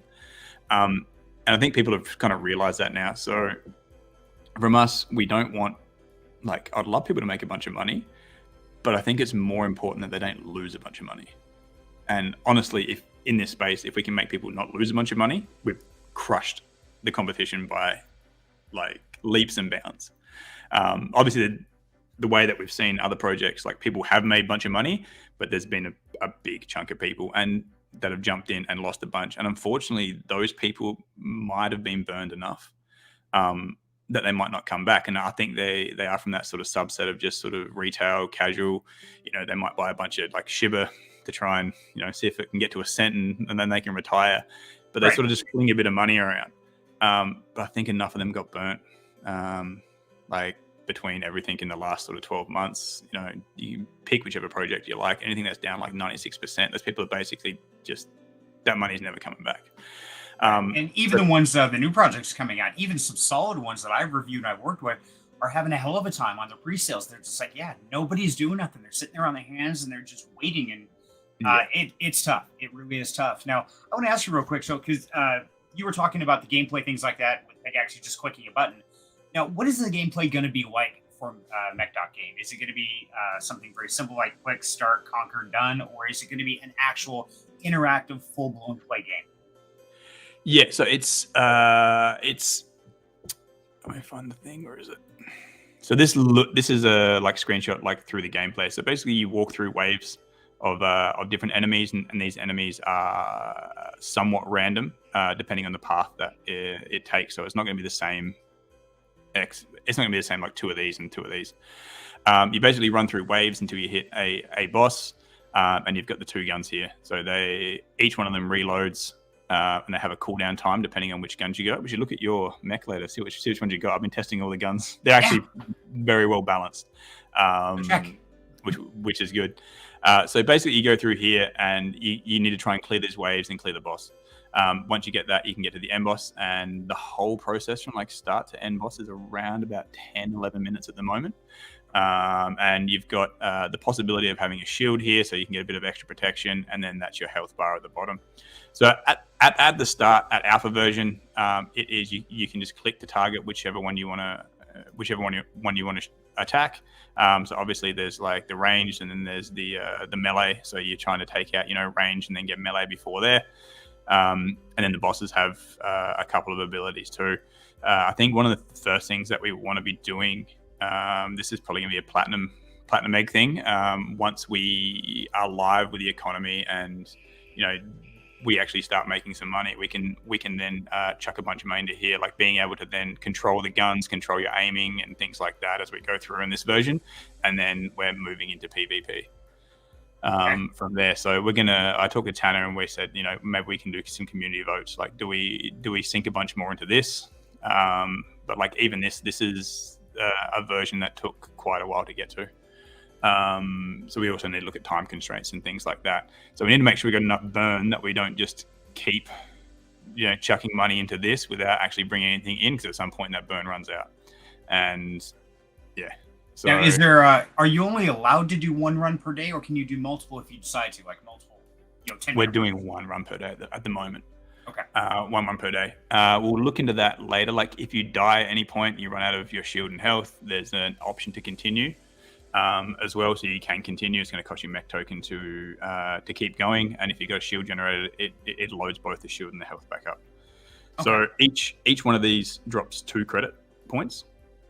The enemies and the last one costs 4. So if you get to here and you die, mathematically you should be continuing because you're going to get the 4 from this last one, and most likely if you're dying just before a boss, we're going to make sure we balance it to the point where it's beneficial still to go through, but essentially just you'll make net a little bit more earnings to go through as well.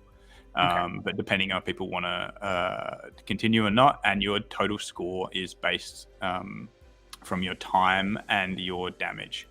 So we've got a calculation there. So it's basically the more efficient you are, the quicker you can get through. If 2 people played and they both killed the last boss, the tiebreaker there is how much time it took you to go through. So that really works on your making sure your weapons are recharged. They've all got different recharge timers as well, and different amounts of ammo and do different amounts of damage. And there's stacks and stacks of weapons. Okay. I think so if we go through here, these are just in the test version, but these are all the weapons that are attached to your mech itself. And then if you own multiple mechs, you can borrow weapons from one mech to play the other mech as well. So if you own multiple mechs, you essentially just have a smorgasbord of different weapons to choose. And that will, as we get on later to more game modes and things like that, that's going to make a difference, because even with bosses, like some bosses might be better to have like more heavy attacks with a higher thing. But yeah, it's going to be a lot of testing, and then making sure. The good thing is when I'm speaking to Platinum Egg, we can change if something is super OP, which I found one that was. I went through all the weapons and I was like, I want this weapon, and I started hunting mechs. I was like, where's the one that's got this? It can be changed like literally overnight, so we can nerf things because people are going to figure out the best combinations that you can use. We obviously can't test all of them, but after we get 5,000 people playing per day, we're going to start to really see the data with that, and we can start sort of nerfing accordingly. And I've been told by Platinum Egg it's literally something we can do in 5 minutes to change to change what that is and balance things up. So that's going to be one of the big things from those guys, making sure things are balanced. And then that'll be, I guess, me from my side looking at the data and figuring out, okay, cool, what's this is that same thing we were talking about before, where people will find the way to exploit. Right. Things Okay. like Now, that. are the mobs generated differently, or is it the same mob for everybody who plays that day, or how is that generated? Like, what boss? Are there elemental weaknesses? How's all that set up? So I've been told by Platinum that it's because this is one of the ones I wanted to make sure it was different. So there's X amount of different paths that your mech will take once it loads into that initial screen, and each of those paths have a different combination. So the actual mobs themselves aren't completely RNG at this point, but it's something I wouldn't mind doing. But there's enough number of paths where it's not going to be the same thing. But after 3 months, people are probably going to be like, I remember this path. But because you don't know which one you're going to get, it does make it a little bit more difficult, because like some paths, different guns might be better off on some paths, and this is all the stuff that we have to look at with that data from that balancing standpoint. But there's enough RNG in there that I'm happy enough that the same people won't be able to completely game the leaderboard every week. So there will be a small element of RNG to the leaderboard, depending on which path you get. But I've also been told the paths are balanced as well. So. Gotcha. Okay, that's good to know. And so to answer your question, on mine it looks like weapon slot 1, I have a dual linked lasers, and weapon slot 2 is heavy machine gun. Heavy machine gun's good. Is it? Okay. Yep. Don't sell Note to self, anybody looking out there? That's pretty good. I think I got that one of mine that I was testing around. Yeah, heavy machine gun. So basically, like what I've been doing here, you've got one that has a higher fire rate with like lower damage. This is the best. This is some alpha for everyone. This seems to be the best combination. So you've got one that's got a higher fire rate here, and then you've got sort of a heavy gun which has only got like 3 to 5 bullets in it, but it's got a pretty big cooldown. So after a while of testing, you can figure out it's like, well, it's going to take 1 hit from this gun, and then it's going to take 2 from this to kill each of these enemies. So that's where the people will figure it out. Of what the best thing is. But yeah, it seems to be a combination of something that you can rapid fire, and then you've sort of got your big hits, because some of these big hits, depending on what gun, just sort of one shots a couple of these, but it might take 1 shot of this, but the cooldown on this is pretty right. Now, since weapons are interchangeable from mech to mech, will the weapons be actual sellable or tradable out on the open market, where you can buy just the weapon from one? Not at the moment, but we're looking into that, because this is my limited knowledge of tech stuff, but basically what I've been told is that it pulls all the information into the main rental server, and it knows what guns you have because they're connected to your mechs. What I want to be able to do later on is, and I've already spoken to Platinum Meg about it.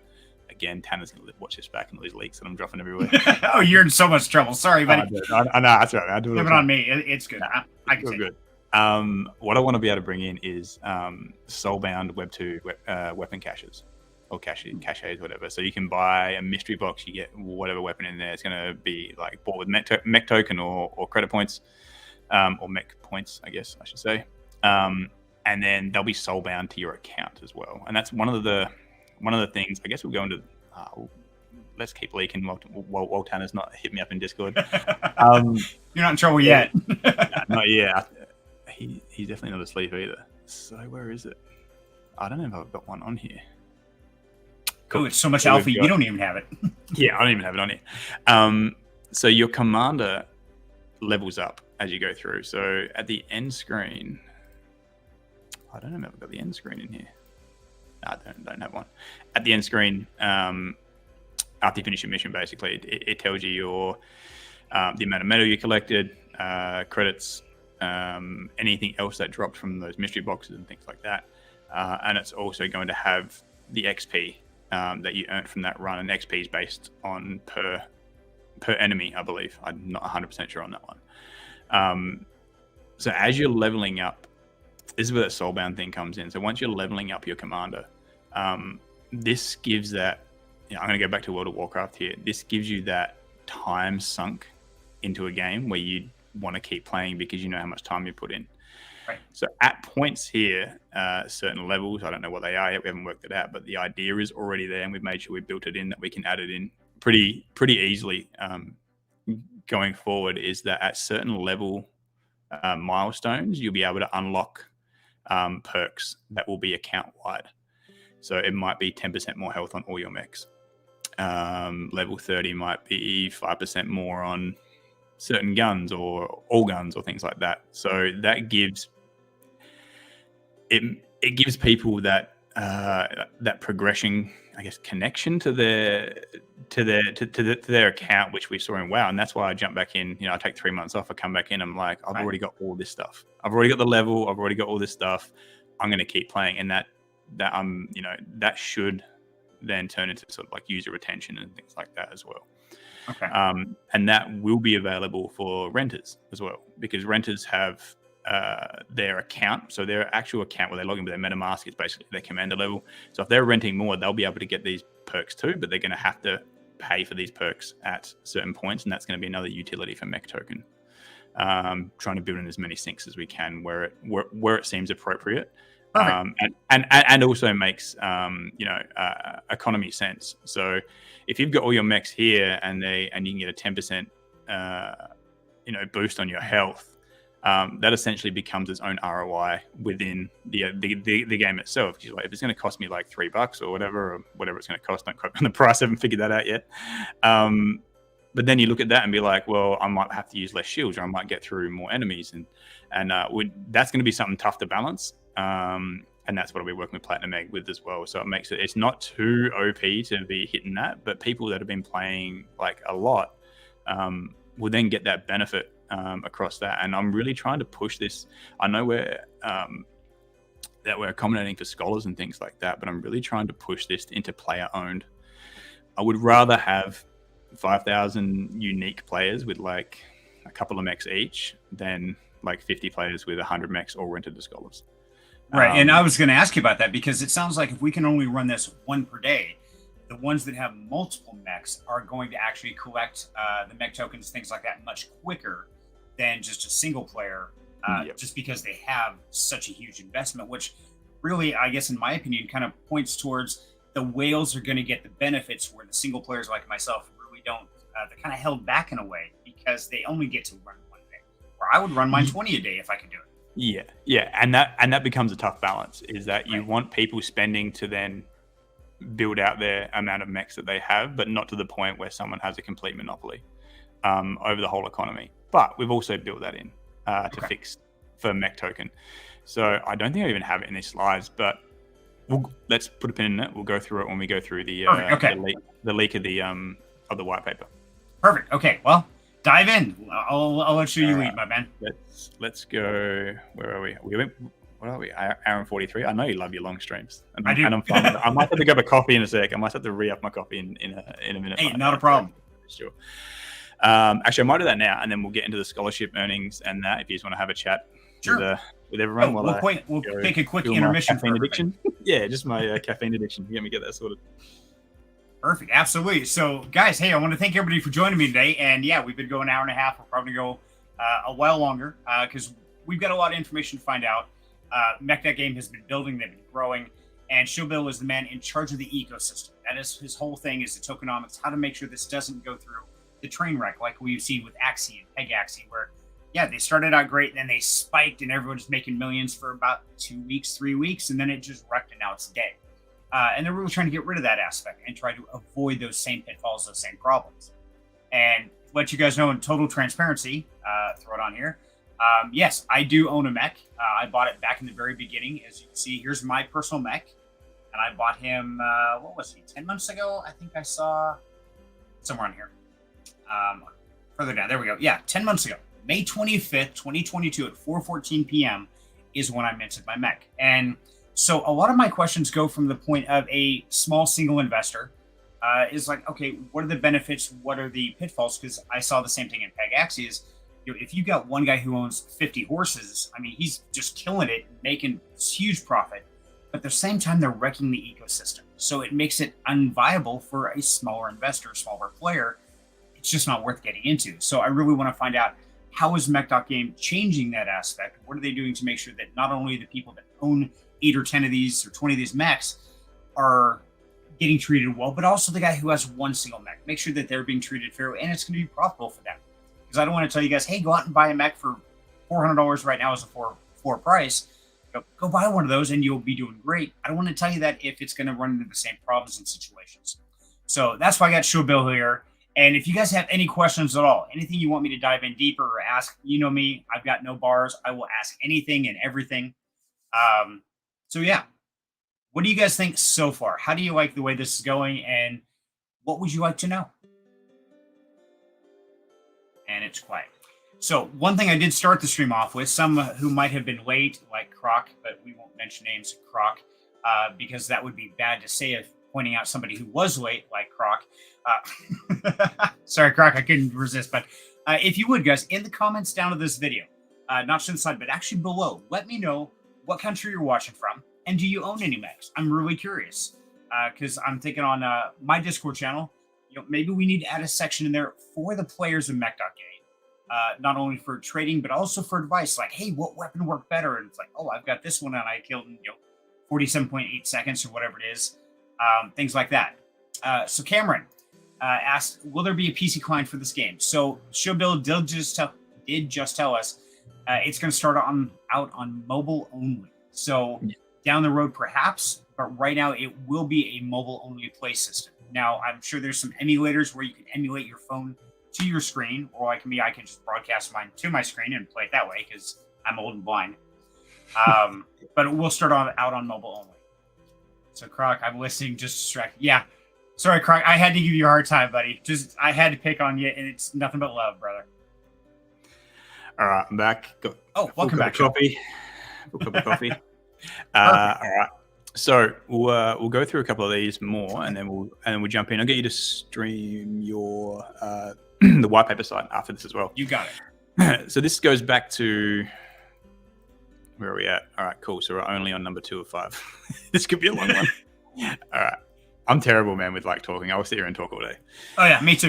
Yeah. All right. So scholar earnings being separated here from the main economy. So this is a bit of a mock-up of what the scholar earnings look like. So we're really trying to push scholars to be able to earn from the leaderboard rather than earning credit points, which they can then turn to MECH tokens. Just helps the price of MECH, and as everyone's seen before, as soon as the token price dies, that's when you see your DAUs just jump ship. So this is based on the blueprint drip. So if we've got 10,000 MECHs to start with, and we're dripping 20%, then we're going to have 2,000 blueprints that are going to be used. Now, when people breed, there's going to be a USD element, which I think is probably coming up in the next slides, which no one has done before. It really helps, or we're very much hoping it helps support the floor price, because there's a USD, everything's priced in USD, right? So if there's a USD element, it sort of helps the floor price, because that $25 has been sunk into that. Mm-hmm. From that, we're taking, so every time someone breeds and pays the $25 USDT, we're taking half of that, so $12.50 goes into this leaderboard pool, which scholars can then get paid out in US dollars, because that's essentially what they want in the end. So why not just hand that up instead of making them jump through several hoops and then hurting prices of floors, prices of tokens and things like that. So it'll be split up into different brackets here, so depending on where you finish for the week. So each day you get your score, they'll be all added there for the whole 7 days. So obviously skipping a day is gonna be pretty hurtful into there, and then they'll get sent out their USDT once a week. On top of that, we're going to have the first 50 places earn extra stuff, and this is where I really tried to make this a real top-heavy payout to encourage, I guess, more burn and utility for MECH, because we're going to have and for credits as well. So they're making people sort of spend in game for upgrades, spending in game for continuing, spending in game to have XP boosters and shield generators, which are going to all just funnel yourself into here, being able to get higher up on the leaderboard. For the first at least couple of months, first to third on the leaderboard is going to get a Genesis mech, which we saw before is pretty good. Right. And 4 to 6 going to get a drone, and then we're going to have strongholds, and then the modules and things like that for the top 20, and then we're going to give out the XP boosters and shield generators, which are going to be Web 2 things, which are nice and easy to be able to place and stuff like that inside the Unity client. And then the top X percentage of places will receive that blueprint that we're talking about as well. So if we're giving if we're dripping out 2,000 blueprints, then 1,500, so the 75% from that is going to go to the leaderboard. So there'll be 175 spots. So So 1 to 175 also get that. So like we know there's different cliffs for scholars. So we're really putting this into place into here, because we know what scholars in the past want, which is USDT. They also want the chance of being able to, get a $300 mech for playing for the week, and other things that are going to help them get their commander level up and things like that in the future to make sure that they're on top of the leaderboard. So making it really top heavy. I come from a bit of a poker background as well. So I was around, showing my age again, with the moneymaker effect that happened to on stars, and even the Aussie guy, Joe Hasham, came. He was like an accountant, all in the papers everywhere, won like $3 million in first place at the World Series. Okay. So those kind of rewards where a scholar, if a scholar ends up winning this. Now this leaderboard is for player owners as well. So if you own mechs, and you want to play them yourself, you also compete for the leaderboard. Okay, cool. So we're doing it as a mixed thing up that, because I again really want to try and be encouraging player-owned mechs, like more than scholarships. But we know Web3 scholars are going to want to play, but we just need to make sure that the sell pressure, I guess, the extraction from scholars isn't too detrimental on mech token, because that's the main thing that we really care about. Right. So that's what we see that time and time again. You pay out the mech token itself as the reward, and they just sell it immediately because they want the money. And so, you're essentially just slitting your own throat and bleeding to death. Yeah. It's just a slow, and it's every time that there's a collection, it just happens again. So that's kind of a bit of a broad overview on there as well. And we've been working with a few other projects at the moment as well. So I want to. I had a chat with Cyril. I'd love to get him on for something in this, to be able to do a sponsored leaderboard. So we would then be working with other projects. So then for places 1 to 3, there might be, on top of this, there might be a couple of NFTs or whatever from that sponsored other project. So being able to use that to be able to reach out into other communities and get people to sort of go between the two, I think it's a really good promotional tool. And when you go into into your main screen to check your leaderboard rewardings, it'll be like big banners of the sponsored leaderboard for that week and stuff as well. So just thinking it as more of a marketing, trying to get those new unique daily average active users. Right. And no, I can definitely see that being good, and we're definitely have to talk more, because I would love to jump on here, be in the leaderboard, and not only win USDT, but also like the gold token, like the finance, or Oburn token, or NFT. I mean, there's so many different ways this could go, and I think that could be a whole lot of fun. So we are definitely gonna have to talk and do some scheming here. Yeah, man, for sure. Bring in communities together. I've already got 2 planned that I've been chatting to a couple of projects, and it's projects that I've myself I'm invested in as well, and I like some of the stuff they're doing. So bringing in some good projects, and it's just a good way for communities to sort of meet each other. This is that dynamic breed cost and the ROI. We won't go too deep into the ROI, but probably for another one, I got to bring up multiple other spreadsheets for that one there. We can try to keep this one less than 3 hours. We'll if we can do that. No guarantee. Tanner's gonna look at the time and be like, "How much did he give away in 3 hours?" There has to be a lot. He's gonna have to go back and watch all this, see what we said. It's like, oh god. Yeah. So this is gonna be the breed cost when you do Forge to be able to make new mechs. It's got that $25 USD thing, which no one's done yet, and I was really surprised when I was thinking about and designing this that no one's actually put a USD portion in there, because it just automatically gives it a base USD value, even though it might go lower than that. Like it might not hold the full 25, but it should help in theory. Right. $12.50 out of that goes to the leaderboard. $6.25 goes to team, which is just for building more games and things like that. Just our sort of our sort of bag of money to continue doing stuff. And then $6.25 is going to go to the treasury, which is the play to earn treasury in USD. And while the reason why that's super important is that when we then have $6.25 for each breed in our treasury, and that's where the reward's going to come from everywhere else. So if we want, and we've got a couple of grand in the treasury, we can just run a leaderboard where it's top place gets $1,000. Like if we've got the money there, we were essentially just recycling it back to people who are breeding. It's not costing the team anything, itself, but we have that up our sleeve. And we also have that up our sleeve for things like token buybacks.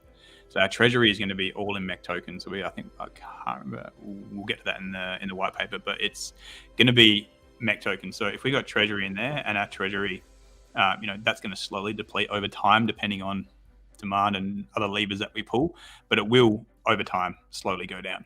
We can replenish that and buy. So let's say MECH token dips like 25%. We can come in and then just use some of that treasury money to then buy MECH and then just send it straight back into the treasury as well. So it's a constant, just sort of little bag that we've got sitting there of USD to be able to sort of help the token, support the token price as well. Okay. So now let me ask you real quick. It says 25 USD. Now, is that going to be in a stable coin, or what form is that going to be that we're paying that in? Yeah, it's going to be USDT. I didn't put the T on there. Okay, just checking because so but it does get us into a whole other topic, which I'm sure we'll get through with the white paper. But we're going to have 2 custody wallets that we're going to hold USDT in and going to hold MECH token in. I'm going to reiterate this 1,000 times to anybody that don't hold too much USDT. Like, trust the team as much as you like, but if it's not your keys, it's not your crypto. I would deposit the 25 USDT. So basically what happens is when you deposit USDT 25, that goes into the main wallet and your account gets credited with the points. It's just a way that we can get around a lot of app regulation kind of things where and it also makes it that people can spend in the app. It's mostly that people can then spend the points. So you've got USDT points and they're going to be backed 1-to-1 in that treasury or in that custodial wallet. And that's going to be audited like a daily basis and then published as well. So people can always make sure that there's 1-to-1. That's the only part of that process which I'm worried about. People are holding MECH token. This is going to sound good and bad at the same time. Okay. If you're holding MECH token in that and you've got a bunch of MECH points that are, you should be able to go 1-to-1. If MECH goes under, they're worth nothing anyway. Right. But USDT can be used in so many other ecosystems. This is like basically a hard currency. Right. But again, don't hold all your USDT in that wallet. I want there to be the littlest amount of USDT in that custodial wallet as possible, because it's just going to stress me out. It's just going to stress me out. That's fair. Okay. Now, are you guys going to have like an exterior revenue source to bring revenue into the economy to make sure that this keeps going, or is it going to be kind of a central economy, totally sealed for revenue streams? Central to the point here that Tana and Jarvis have made the other company that they set up in Dubai with all the marketplace and the renting and a bunch of this stuff that we've been doing in the background. I believe that's what they were doing with the. I don't want to give away too much of that because this is not my leak to give away. Okay. But they're building a separate company where they basically can then create marketplaces for NFT projects. They can create renting systems. They can create all that kind of stuff, and then sort of not so much reskin it, but that's probably the easiest way to think about it. So that company only exists because MECH exists. That was brought on after Jarvis came in as a partner with Tana, and then they would create this new one. So Tana and Jarvis have both said this, I think it was on the last AMA, that because they wouldn't exist with each other, that when that company starts making money, we can start flowing some of that money back into the MECH ecosystem, which is great. That's going to be the key, is bringing more outside money in than we're giving out, and that's how we maintain complete stability, especially past sort of the 48-month period from our token schedule. Right. Next part, Blueprint. That's the one that you either get from the leaderboard, or you can be able to buy it from the shop. That will just get destroyed when you breed. Credits is the points that we looked at before that you get from defeating each boss. You get 2 credits per boss, and 4 credits for the last one. They'll be destroyed, and then it's going to cost a portion of MECH token as well. The good thing is we have the ability to change any of these at any point in time.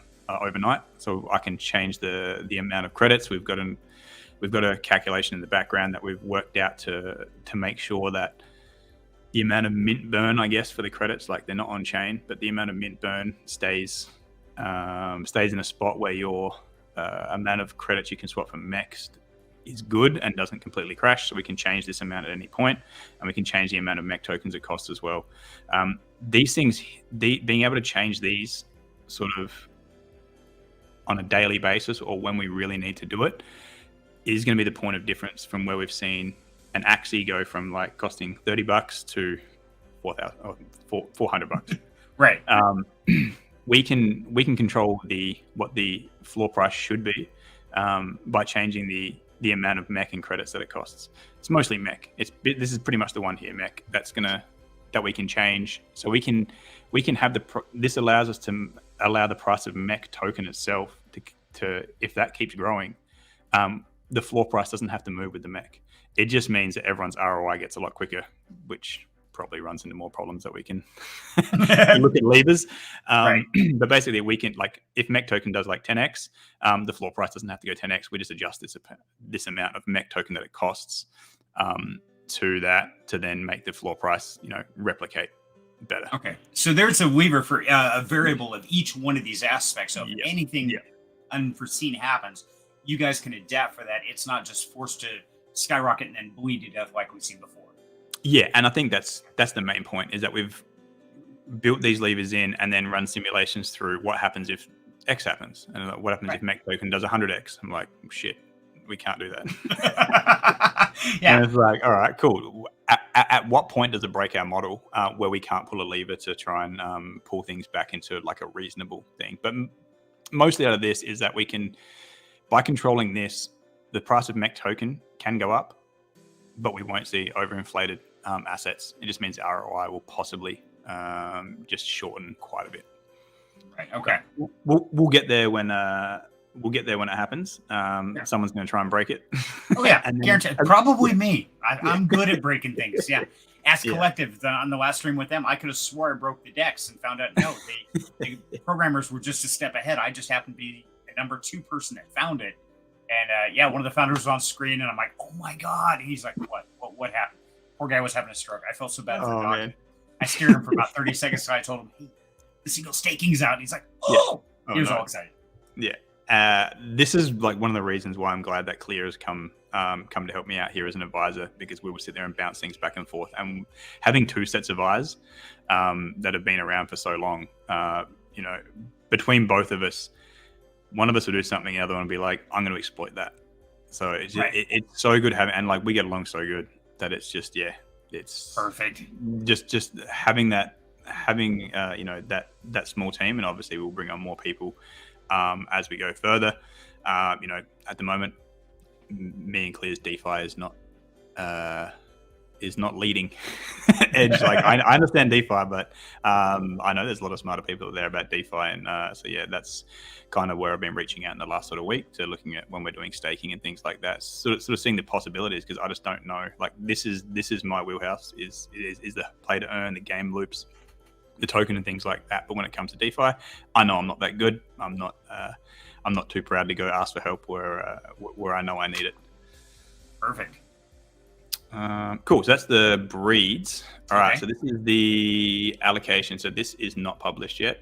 Tanner's gonna love it. So this is the new schedule. Do you want to bring up on yours, and then we can have a bit of a quick look? So if you look at the white paper on the original schedule, and then we look at this.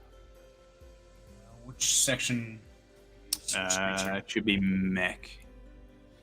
I reckon if you go down. MEC token. Oh, right there. MEC token. Got it. Okay. Yep. Got it. Oh, it's already been updated. Tanner is onto it. I only sent him this yesterday. All right, cool. We can go back to mine now. I thought Tanner. Okay. All right. So the original part in the MEC in the white paper, we had 100 million tokens. Okay.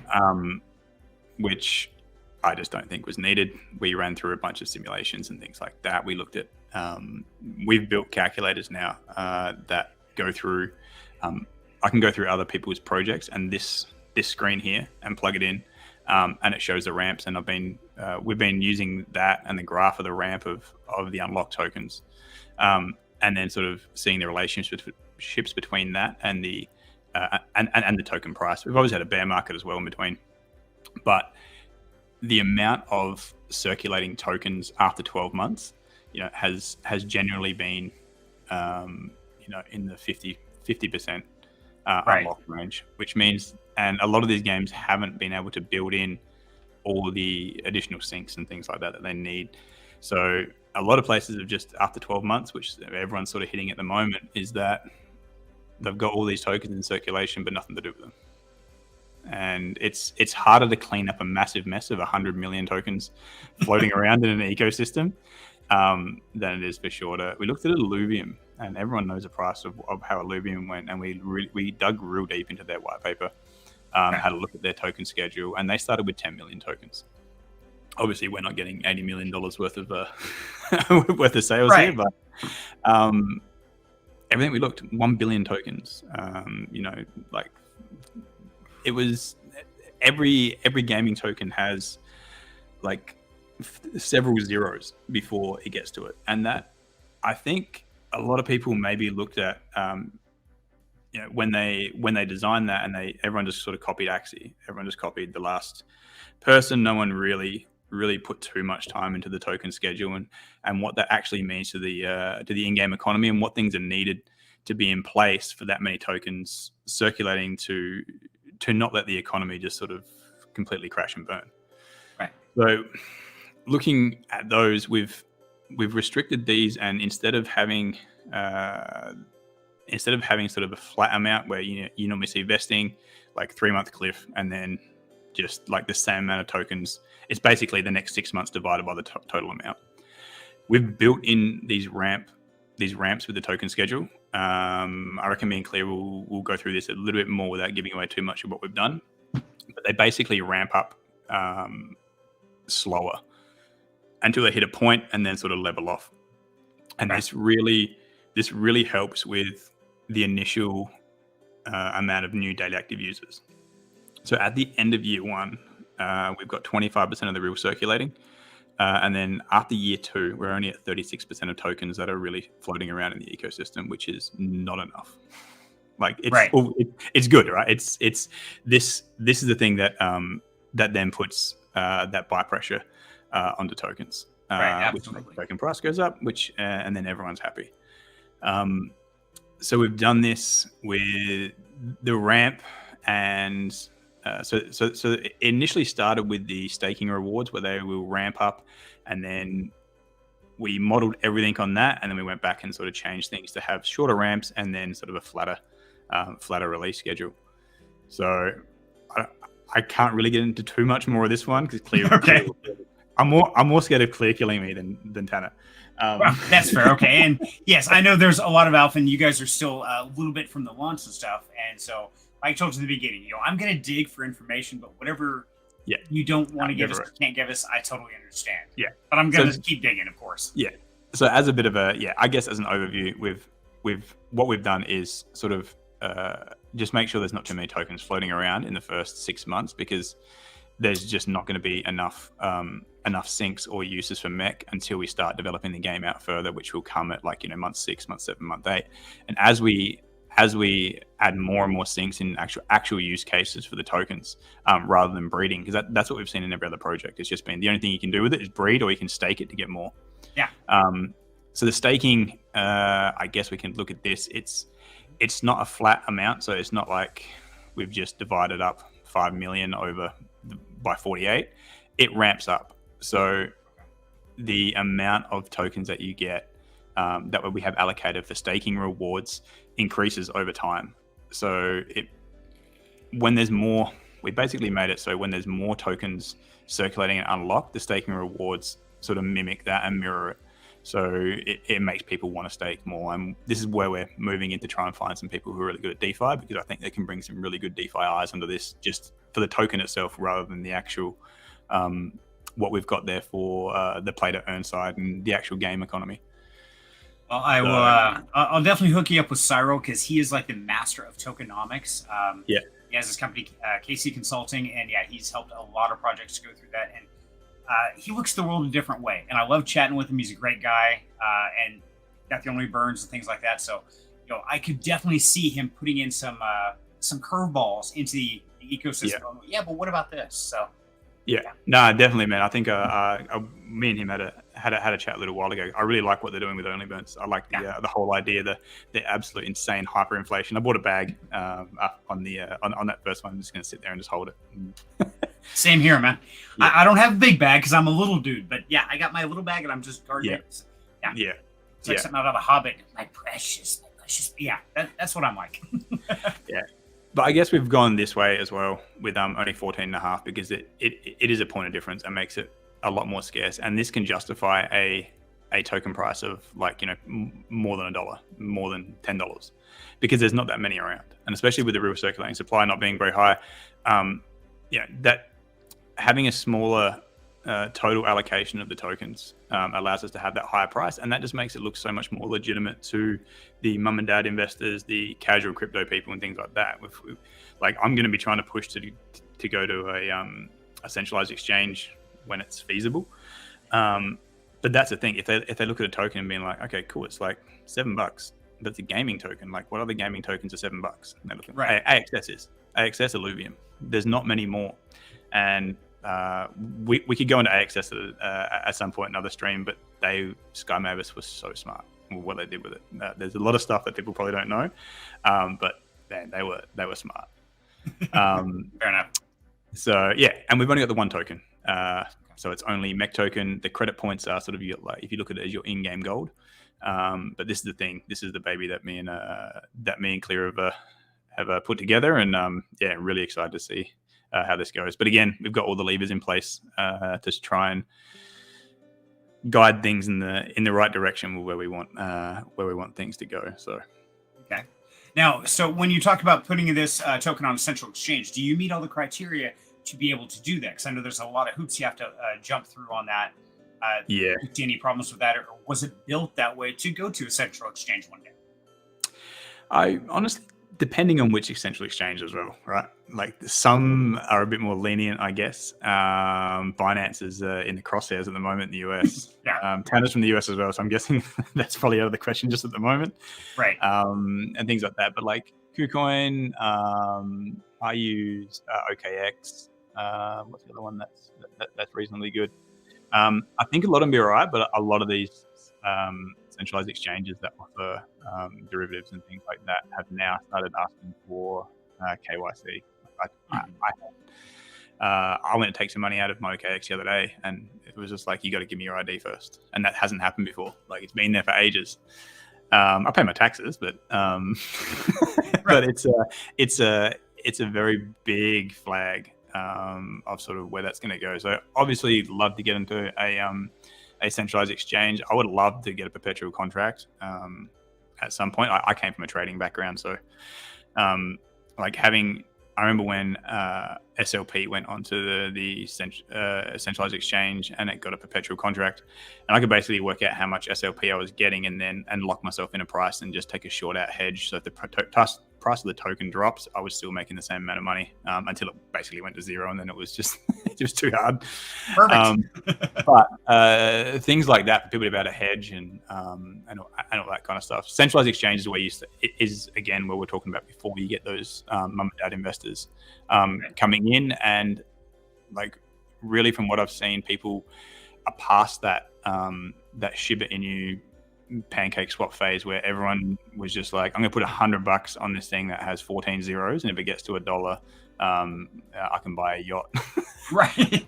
I think enough people got wrecked in that last run from you did.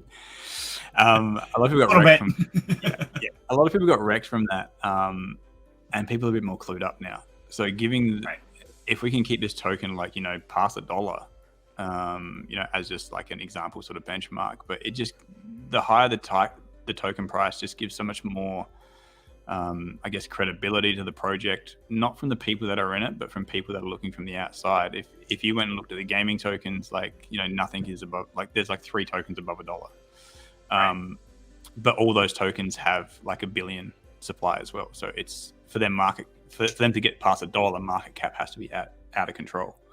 And doesn't have to be with this token here. Like, 100 million is like what, like $10 price, so or less. $7 price, whatever. But like you were saying earlier, even if it does get up that high, you guys have the levers in place to be able to lower the amount it takes to mint or to do breeding or forging or anything like that. So Yeah, it's not going to hurt the economy itself if that token price does go up. It's actually a good thing all the way around. Yeah, and it's good for everybody. Like if you're inside the game ecosystem, you want the price of MECH to go up, but you also, and like I'm guessing, like as a user, you'd love to see your MECH go to 2K, but it's never going to sustain. Like that's one of the things I'm going to be stopping. Like we will put everything in place to make sure it stops. We've got all the levers to pull there to make sure that we don't get a $2,000 MECH. But the price of the MECH token itself can go to whatever. We just make it, instead of costing 10 MECH to do a breed, we make it 0.1. And I don't know why people have gone the other way, where there's so many zeros on the end and you've got 100 billion tokens in the ecosystem, and it's like, okay, cool, it costs you like 5,000 tokens to breed, and then it's like, okay, cool, now if the price goes up, it just the floor just goes the same price, like, and they didn't change it. They never changed it. Actually did a little bit with AXS, and they moved it from like 2 AXS down to 1 for a little while there when it started like heating up quite a bit.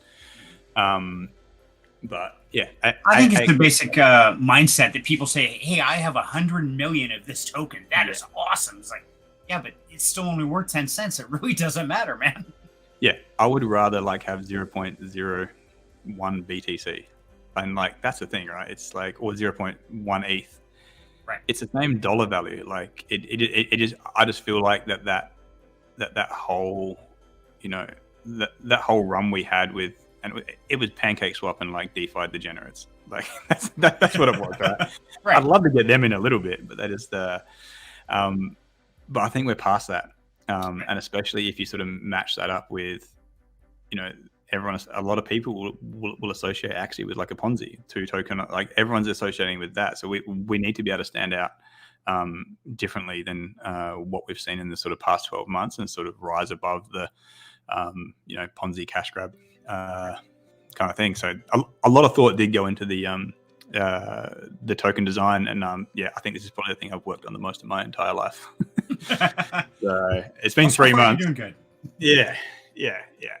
As long as you don't, and that's the thing. As long as we recognize the mistakes that we've seen in other projects, and we're not replicating the same mistakes just to be lazy. Yeah. Okay. All right. So this is the schedule that we're coming up for the RDO. So as I said before, Genesis holders will get first dibs at the RDO. There's only going to be 1.37 in the RDO in total. Public sales only like 400k, I think, 145k. So the total allocation here, if the Genesis holders buy up all of these, then there's no public RDO, and Genesis holders are going to get a discount. Don't know the amount yet, but we're looking at 20, 25, maybe 30% discount on the public RDO. So if the public RDO was like $3, you guys are going to, anyone that holds a Genesis will get first dibs on this one, plus pay 25 or so % less. So they'll be able to get it cheaper than that. If this all sells out, the public RDO won't have any, but anything left over that Genesis holders don't purchase will then go to public RDO, and that will be just one of those regular whitelist launchpad things like that. But we're making sure we're looking after the Genesis holders with all the work that we've done for the token, and how much belief that we do have that it should go quite well. We want to make sure that we're giving the Genesis holders first crack at that. Now let me ask real quick: if somebody buys a Genesis right now, do they qualify for this IDO under the Genesis, or do they have to have it before a certain time frame? No, there's no snapshot yet. So we're going to do the snapshot for this after we do the Stronghold mint, which I'm hoping is in the next couple of weeks or so. Tanner sent me through plenty of stuff, but I think it's just I think we've got it's the blockchain dev part that we're just making sure it works, especially with the different rarities and things like that we have, and being able to make sure like a certain percent get the top end like legendaries, and then it's just so that's after that, the Stronghold mint. That's when we'll do a snapshot. We'll give people enough time if they want to get it a couple of days or so, that they want to go quickly grab anything from OpenSea and things like that. And then this is where we said we're probably going to have a look at opening up maybe 2,000 more mechs at a cheaper price than 600. We haven't worked out what it is yet, but the only benefit they'll get at this point is going to be able to get that IDO whitelist. Okay. And so for anybody curious right now, the cheapest mech on OpenSea is $306.88, 0.169. And its equipment is, let's see, slot 1 machine gun, 2 heavy winged lasers. Are those good ones? Those good weapons? I don't think I've tried out the lasers. And you could have tried the laser. No, I gotta try all of them. I think there's like 90 guns. I don't have time. I've tried out a couple, but yeah, machine gun, heavy machine gun. I remember I've used them as my left trigger, I think. Okay. And then so the public IDO, we're really hoping that we're going to be able to, again, bear market, not great. BTC pushes past 30. We might have lucked ourselves in to a really good time to be able to launch over an IDO. We're going to be going around. Me and Clea are going to go around and do more tokenomic stuff and bunch of AMAs and things like that. And then the public sale is only going to be 145,000 tokens, so there's not going to be many of that at all. So it's going to be cheapest price. Public IDO will be the IDO price, and then the public sale will be a bit on top of the a bit more expensive than the public IDO, but there's not going to be very many tokens at all available for that. Where are we? All right, deflationary and game loops. So one of the things I can't believe no one's really done yet is make the token deflationary. We don't have to go crazy on it. There's no only burns. We don't have to do all of it. Hey, we can vote for this, right? We can throw this on the. Once we're up and running, we're definitely participating in the next only burns as well. So deflationary from day one. So 10% of the breed costs are going to get directly sent to the burn wallet, and every time that we have more uses for MECH, it's going to be a percentage, probably 10%. We can adjust these amounts, whatever. And the rest just goes back into the treasury. So we've got our play to earn treasury. It costs you 10 MECH, 1 gets sent to the burn wallet, 9 gets sent back to the treasuries. And that treasury is what we pay out every week for the conversion from credits. So that's where everyone's sort of earnings come from. So a lot of projects said they were doing that. I'm not going to trash anyone, but I know of a project. Go down that road. I know what you're talking about, though. Yes, I've heard it several times, and it's like, wait, I didn't know you could pull. So it was supposed to go back to the treasury, but they never did. So we're going to make sure that all this is like 100%, auditable and things like that. But that way, it just like over time. So like if after a year or so, that it just makes that 14.5 million become less and less and less and less. Right. And we're not using any of this MECH. For team funds, like this is all going back to the treasury anyway. So there's no detriment to us to burn percentages of any of these things. All it does is just give more utility for the for MECH token and makes it more scarce over time. So everything in the future will have a percent burned to make it more scarce. So the larger the DAU grows and the bigger the ecosystem, it's just going to be less and less MECH to fight for over time. So I'm thinking my strategy is I take my MECH, I rent it out constantly. I just buy all the IDO I can, hold on to the MECH token, rent him, and do nothing, and I'm $1 million in a year. All right, okay. That's it. I got to figure it out. We're good. So it's going to be those level upgrades that we leaked out before on the account. Future mints. This is one that no one's really done before. So like if the team is making enough income to keep the lights on through, the 5% from the marketplace sales and other things like that, there's no reason why you shouldn't be able to have like another mint in the native token. All the money collected from it then goes back to the treasury and you burn it. It just becomes a small cost for the team to actually get these mints going. Like this is a huge thing, like a massive thing that no one really has done yet. Consumables, going to be credit points at the start. For the consumables, but looking at it in the future. And then at some point, we're going to put in where we can forge new strongholds and new modules. So you'll be able to make those NFTs for the strongholds because we're not going to be, it's just the initial ones for the Genesis holders that get one for free and then be able to buy some more. But after that, we're not going to we'll monitor how many daily active users, unique wallets there are compared to how many strongholds in the market. And we're not going to we're going to make sure we don't flood that market.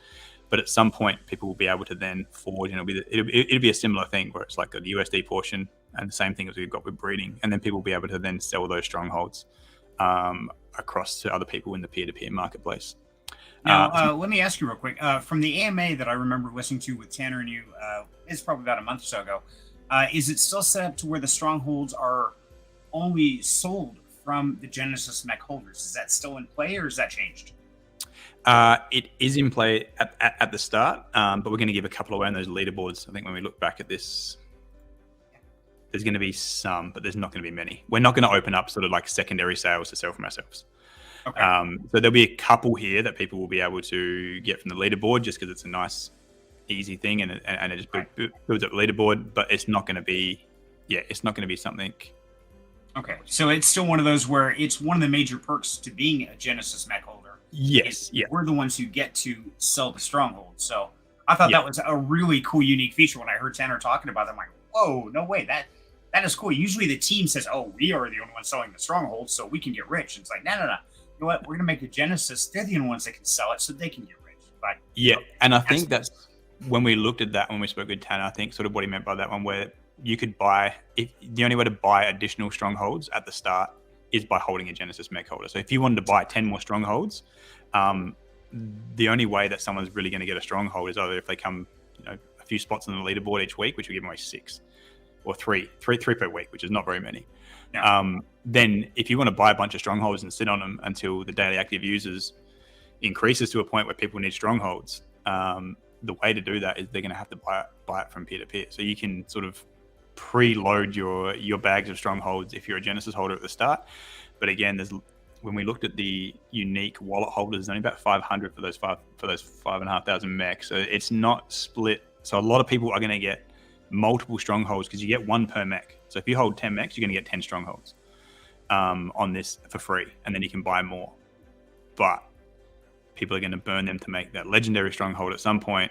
And then, so this is going to be a bit of a balance, but yeah, as you said, from a team's perspective, we're not going to directly go and sell these from us, apart from the initial sale to the Genesis holders who want more. So we're not going to let them get it and then be like, hey, we're going to put it out for $50 the next week and screw everyone. No, that's not going to happen. Okay. But yeah, another good perk, I guess. I always forget about that one as well, that you can scoop up a bunch more of those strongholds. We don't have a dollar amount yet or what it's going to be, but we'll have more information on that soon. I think Tanner's going to figure that one out. Okay, I thought Tanner threw a price out in that AMA, but I don't know if that is a solid or just a hypothetical. Yeah, I think it's like 100 maybe. I can't remember.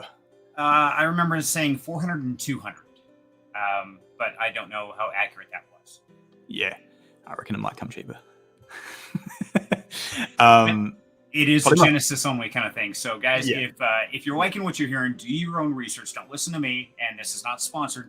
But the only place to get them is at OpenSea, so keep an eye on that floor price because I'm sure it's probably going to be creeping up, especially once they start announcing this. Yeah.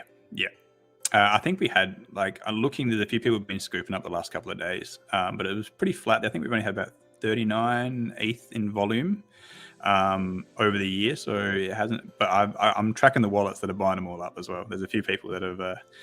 Anytime it goes under a certain point or the rarity of the mix comes up, they get snapped up pretty quick. Gotcha. I guess the last one here I want to look at is the PvP entry fees, and this is the second game mode that we're going to be working on as soon as possible.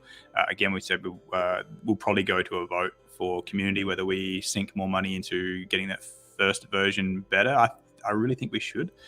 That's going to be my vote, just to a point where there's a little bit more on the game side for stickiness and things like that. And then from there, moving into PvP with entry fees. So this is the one where when we announce PvP, this is where the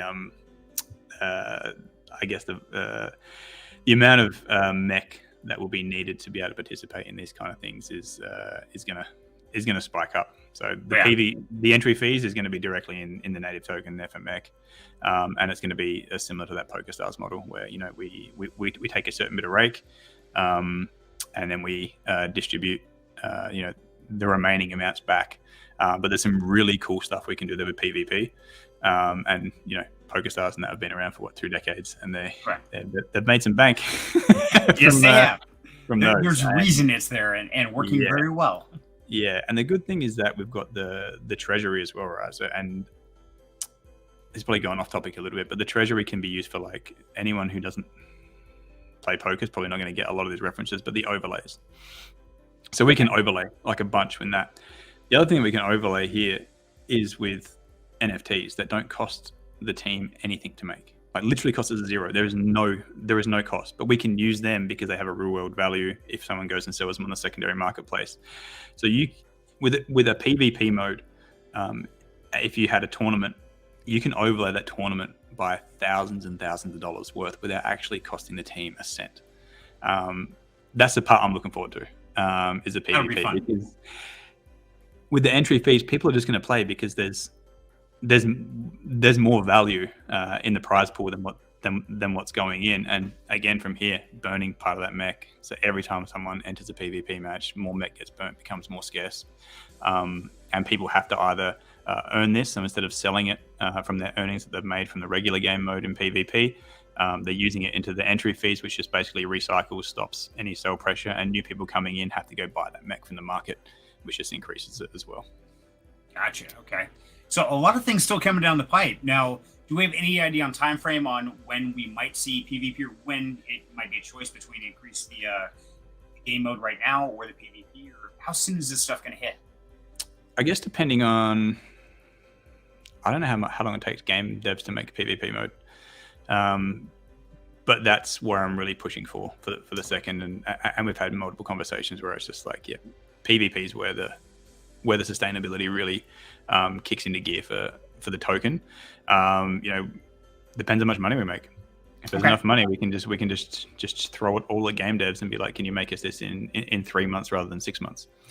Gotcha. So I'm really kind of curious what the crowd thinks. So we've got showing 11 people watching. So if you would like, subscribe, but also put in the chat, what would you rather see? Would you rather see the gameplay increase in quality and control, or in PvP mode to win higher prizes? What is the crowd's vote on what they would like to see?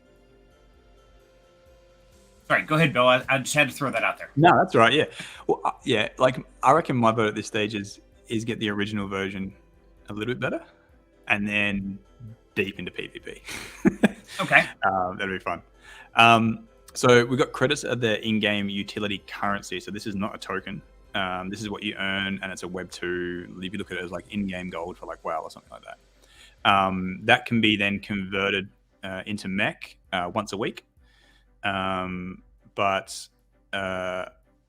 can be converted once a week, but there's going to be a locked portion. So when you earn, if you go through and beat the boss and you get 10 credits, then 5 are going to be locked that you have to use as an in-game utility, and then 5 will be then up to you whether you use that for like top up your locked for breeding and things like that, or you then convert it over to MECH. So the more people that you basically, we took this from the mint burn that we saw on the 2 token model, but didn't list this as an actual second token. So there's no way that you can just take credits and sell them on the marketplace. That was one of the big things that we saw, where it was just people just taking the tokens, earn, dump. So we're forcing people to use them in game and then be able to extract value from, you use your credits to breed and then you can sell that mech to breed. I really think that's where sort of Web3 gaming goes in the future, where there's no real, there's not a huge focus on the amount of tokens and how much you can earn per day. It's it is going to evolve to a point where it's people just put their time in to create assets and then be able to sell those assets. So there's people that are time poor that just want to play endgame, and there's people that have all the time in the world that just want money. So we're going to match those people at some point. We're not there yet. I reckon we're still quite a while away in Web3 gaming, but it's that's where the end goal of this comes, like 5 years down the track, where we see things like, we've got games that are like MMOs immediately come to mind on this, because that's where people just have that, people will spend money in MMOs to get to get ahead, especially when there's I'm going to always go back to WoW here, but where you've got a guild of 25 people and you're going to go raid, you're like, I want to top that. I want to top my weekly raid in damage. So I'm going to go spend some money to buy, some real world money to then go buy this, the best bow or best sword, so I can top the damage meter, or I'm going to do that. That's where I think it eventually goes. But I think we're still quite a way there. I'm glad that we've moved away from the sort of 2-token Ponzi model. But this is, I think, we're about to move into the next sort of level of evolution in Web3 gaming. I would totally agree, and that's one thing that I still to this day I absolutely hate is I can go out and I can play Fortnite or Call of Duty, whatever, and I can buy these skins, I can buy these upgraded weapons or whatever else. But the trick is I don't own them. They turn off the game and it's gone. Being here, Web3 is like, no, that's yours now. They can't take them. You earned them, you bought them, you did whatever, and it's yours to do with as you like. You can utilize it, you can sell it, you can hang it on the wall, whatever you want. But I think the ownership of the game itself has to change. That's the same thing in WoW. I mean, I went out, I paid real world money to buy when they had the birds you could ride. I bought me and my wife both one, and I don't remember what stupid amount I paid, but I did. And it was great. And the problem is they shut the game off and it's gone. That's not okay. No, it's not. But in that same thing, if they shut the game off and you held the NFTs, it's still worth zero because people can't use them as well. Right. But at least it would be something that you get out before it shut off. Exactly. Yeah. It's like, oh, they're turning off in a week. So it's on sale. But either way, I mean, I've got a pile of NFTs that are pretty much useless because the project crashed or whatever it is. But you know what? At least I have something. So sometimes just that feeling of I'm not totally lost, I think is definitely something that we as people want to have, want our stuff around us. Yeah. And I think that like we go from like the evolution of like the 2-token, how much money can I extract, how much this, we move into a point where it's sort of more sort of owning assets within inside a game and things like that. And this sort of goes back to your last point there, where we'll get to a point where enough projects decide that we're on the same page. So everyone decides a chain, and that's where all the big games build on that one chain. And then this is me talking as not a game dev, but your NFTs essentially, they only work inside the game because the game itself reads that NFT and then creates your character inside the game. When we get to a point, I think in the future where everyone's inside the same chain, and then you have those cross promotions across, and that's where we get to the actual metaverse, where if you load your NFT into the second game, it creates a different character inside that game, or the same character, but all those game studios that want to work together have to be on the same page. I think that's where that's the time where it takes. That's where we eventually get. Definitely in my lifetime, but that's where I think we eventually get. But I think we've got several steps to get there first, and I honestly believe that in-game economies that don't drop 98% over a year is that first next step to be like for other people sort of outside the Web3 gaming to be like, okay, it didn't crash like Axie. It didn't. Right. What's different? What have they done differently? And that's what we're trying to do here. Yep, I agree. And I could see definitely, I think the metaverse should be something like Ready Player One, where I can grab my mech skin and icon and walk around, or I can take my Fortnite skin and do that, or my whatever, because I own them. And so I can utilize them. Do they give me extra perks? Maybe, maybe not. But it's a part of my identity. It's part of my piece. And so many of us, especially gamers, really identify with our characters. We get so wrapped up in the name, the skins, the colors, the armor, everything about them, that it becomes a part of us. And so I think having ownership of that is absolutely the next evolution. But first, the game has to survive long enough to get that connection. Yeah, it does. And like all the work that you've done in, like, let's say we had let's go back to WoW for an example. I put in 100 hours into my character. I love WoW so much. I had to delete it. Like I started playing Wrath and then I had to delete it because it just took all my time up, and I was like, I need to do work. I need to do things. It gets to the point where it's like, all right, cool. I'll put 100 hours in it and I'm like top level. When that moves across to a second game, they know the data of what it is, right? So you could mint all that data onto your NFT, and then the NFT holds that value, and that gives you a leg up in the second game that you're playing. So you're not starting completely from the start again. And I think that's where it goes. I'm not smart enough to understand how that works, but I know it takes time, and someone smart's going to figure that. Whoever does that, and like honestly, the chain that gets picked for that, and this is why I like IMX. I have a bag. The full disclosure, but I like that because I've got so many of their games inside their ecosystem, and they already have it on that layer that I see it a lot easier for them as they're going to be sort of a central kind of thing, but then it should be easier for them in my head anyway, that they can move assets across games. with it all being on that same chain. So yeah, plug by IMEX. And I think the evolution of dynamic NFTs is really doing a lot for that aspect. We're seeing just how quickly those are evolving. Yeah, I guarantee by 2 to 3 years down the road, we're going to see a whole new world that we never imagined could be there. Yeah, and that's what I've been.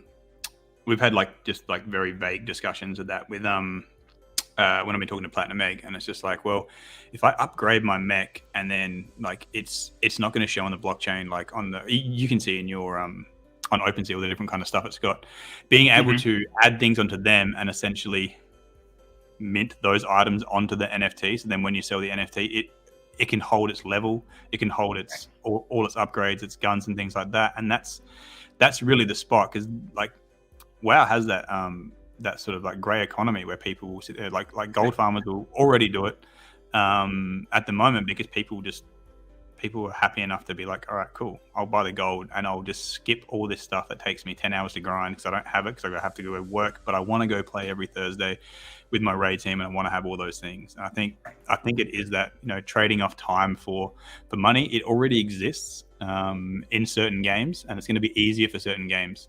So MMOs is going to be easier. A racing game, I don't know, it's going to be harder.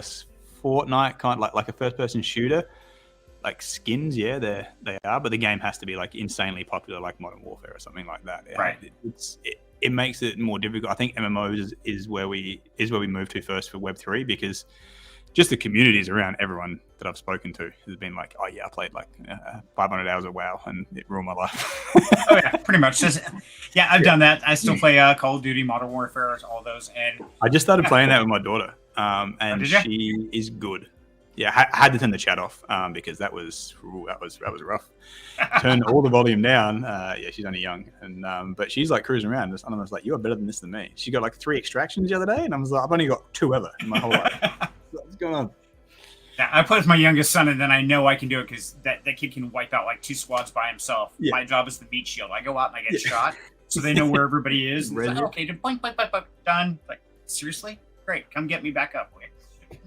Yeah, I was never really first-person shooter. Around when the was it Soldier of Fortune? Remember that? That was 90s. I remember that game. Yeah, it was a Soldier of Fortune. It was a first-person shooter. It was PC, so long ago. Maybe very early 2000s.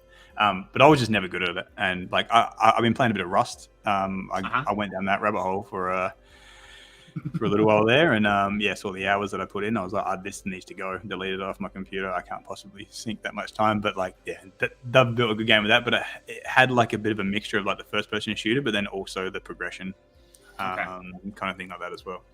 And so I think the biggest hurdle we've got is just changing the mindset of gamers, actual diehard gamers, to Web3. I mean, you start throwing out their NFTs and Web3 gaming, and the diehard gamer, they're like, no, dear God, no, don't do that.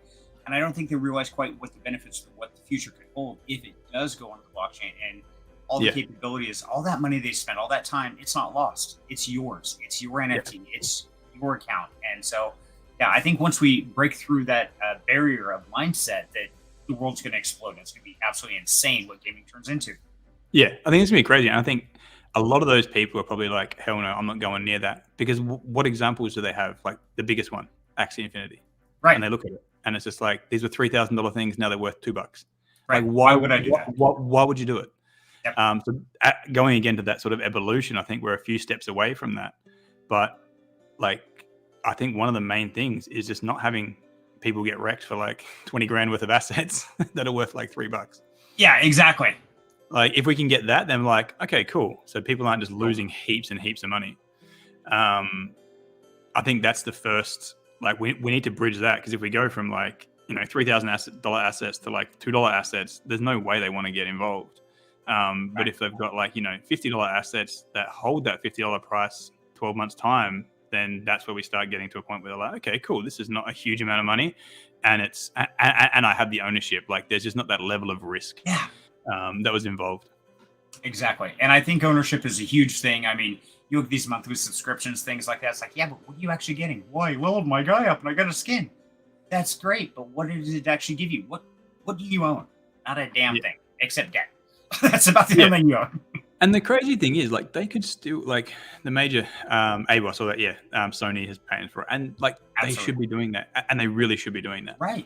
Because all they have to do is add a secondary marketplace, and they make 5% on all the resales. People are still gonna buy those skins when they drop for the actual money from the studio. So the studio still makes their money, but then they make an extra 5% on the secondary market. Yeah, but they're literally just leaving money on the table at this point. But I think they need to figure out a way that they can sort of sell that to the thing. Because I think they're going to. I think it's going to happen almost overnight. It's going to be one of those, something's going to hit, and one or two big gamers or names are going to spark something, and they're going to start spreading out on social media, and literally it's going to shift overnight on the gaming mindset. Yeah, and adding, they basically can double dip. Right. Yeah, they can double their revenue just by doing it that way. Yeah, and they probably know that. They're just trying to figure out the way to make it happen. So, sorry, we went down a deep rabbit hole there. I apologize. I'm a diehard gamer, yes. Just for the record, I bought my first PC, was a 386. It's the first and only computer tower I ever bought. This was back in 1992, after I graduated high school. And that's the last one I ever bought out of the box. I've built them ever since, and yeah, I'm a diehard gamer, always have been. So I could go down this rabbit hole all day long. Yeah, you can do. I was looking at the live 2040. I think we've all right. Let's try and get into a couple more of these. I've got some lunch at some point. Yeah, let's go a little bit for you. Yeah. All right. So this is basically the game loop here. So as a very simple top down. So you play, you earn credits. So you can use those credits. So you earn the credits. 50% locked that you have to use in game. 50% are the possibility that you can convert them to mech once a week.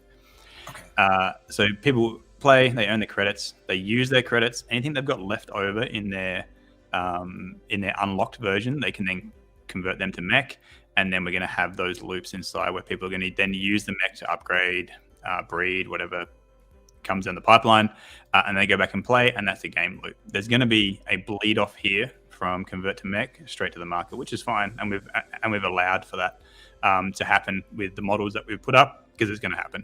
There's no anyone who says everyone's just going to reuse it in here, no.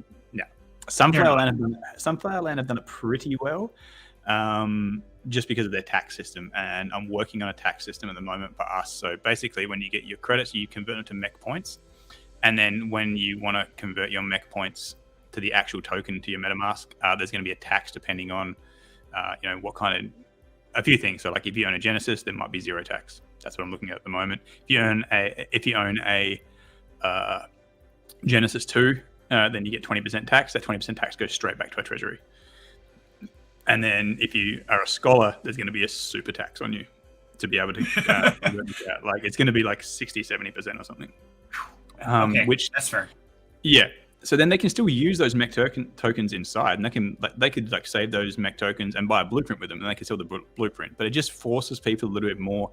I've been watching Decentraland's Ice Poker, where they've got a very sort of similar thing in play, where they get like if you're a renter, there's like a huge tax, and out of all the rented like ice that gets sent across, only about 10% of those people are converting it across. But they've got some really cool game loops where it's actually beneficial to use it for other stuff. But I really liked what they were doing with that. So Sunflower Land has a similar tax where you have to pay a bunch. So if you got like 100 SFL tokens, you pay a tax, and then the rest of it gets 0% tax alpha. Yeah. Yeah.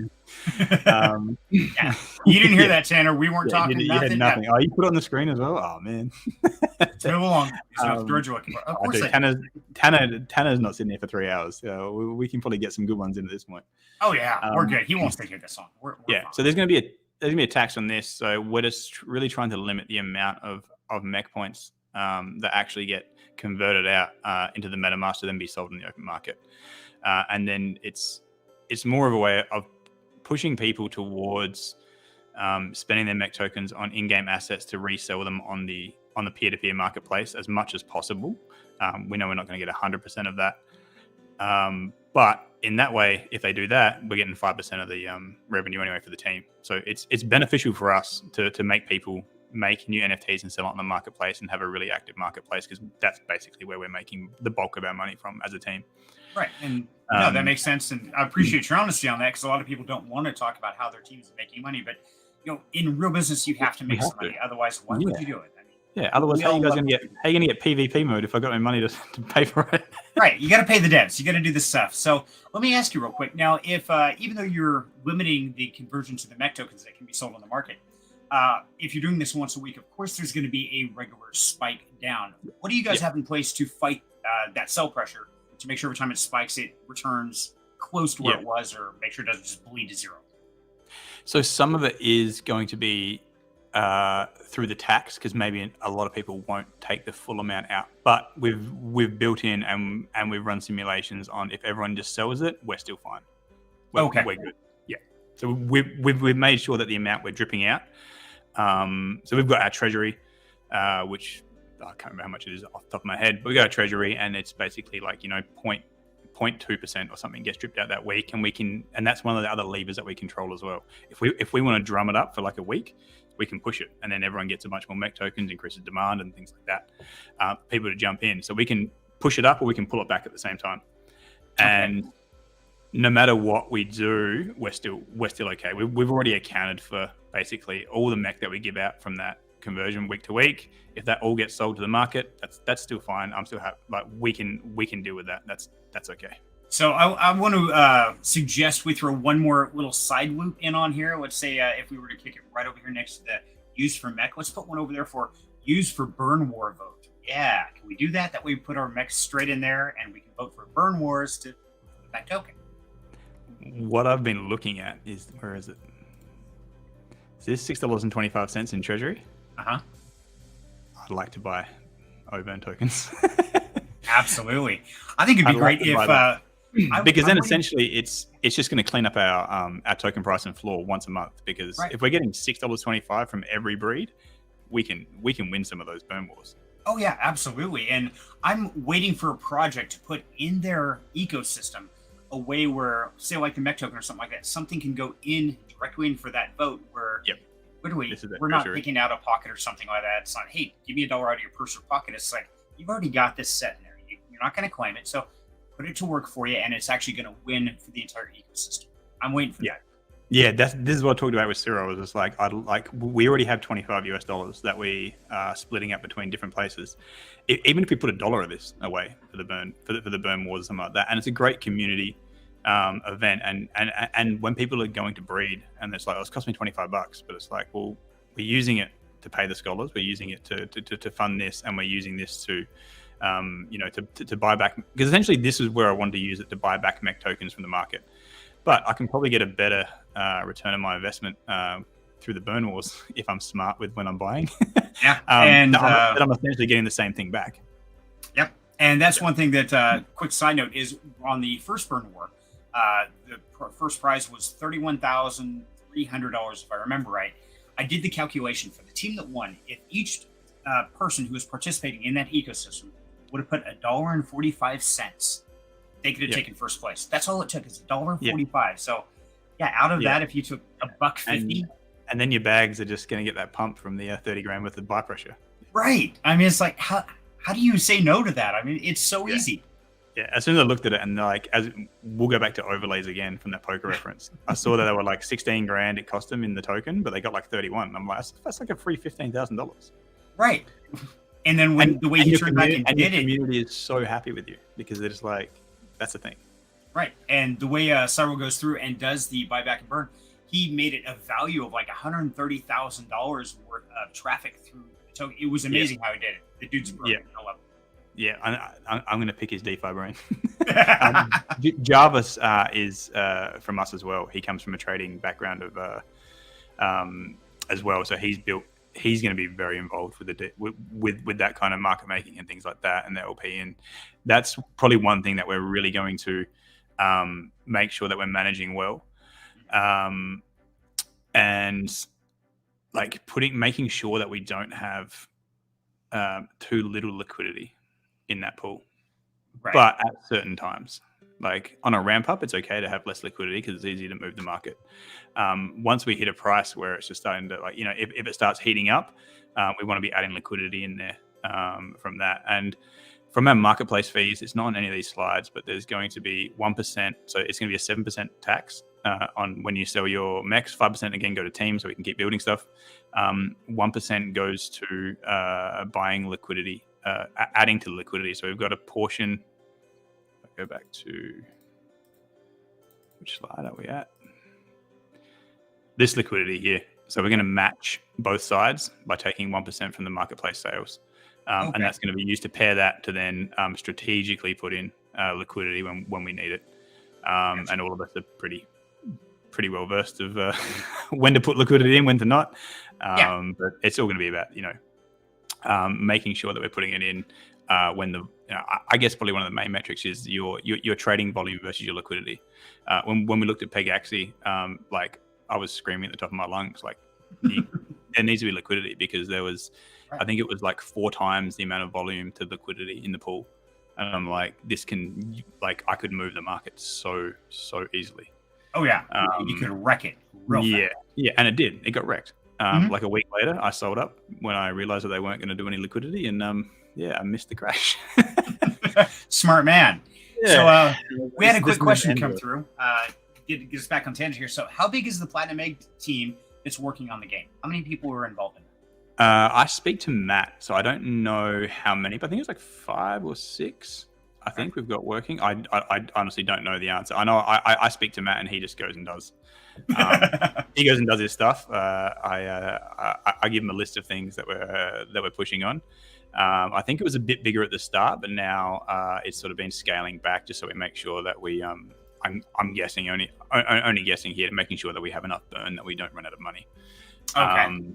I didn't know how much game devs cost until this. I chose the wrong industry, honestly. But then again, I can't code. I couldn't make Hello World work, so I was never destined to have that as a profession.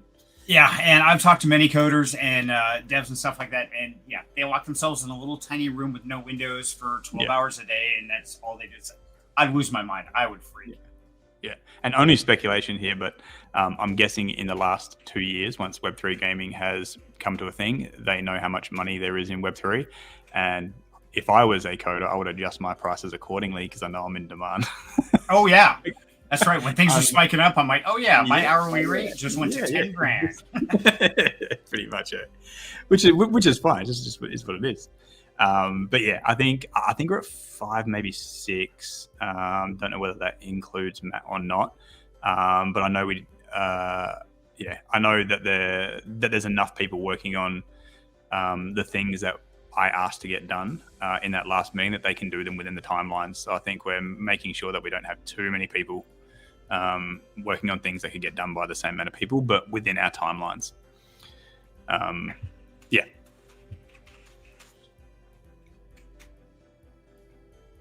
I would type and do a side roll there. It's like I was asking if his ears were burning. It's like, yeah, we've been talking about it for 20 minutes. It's like, which one? It's like, oh, man, you weren't paying attention, are you?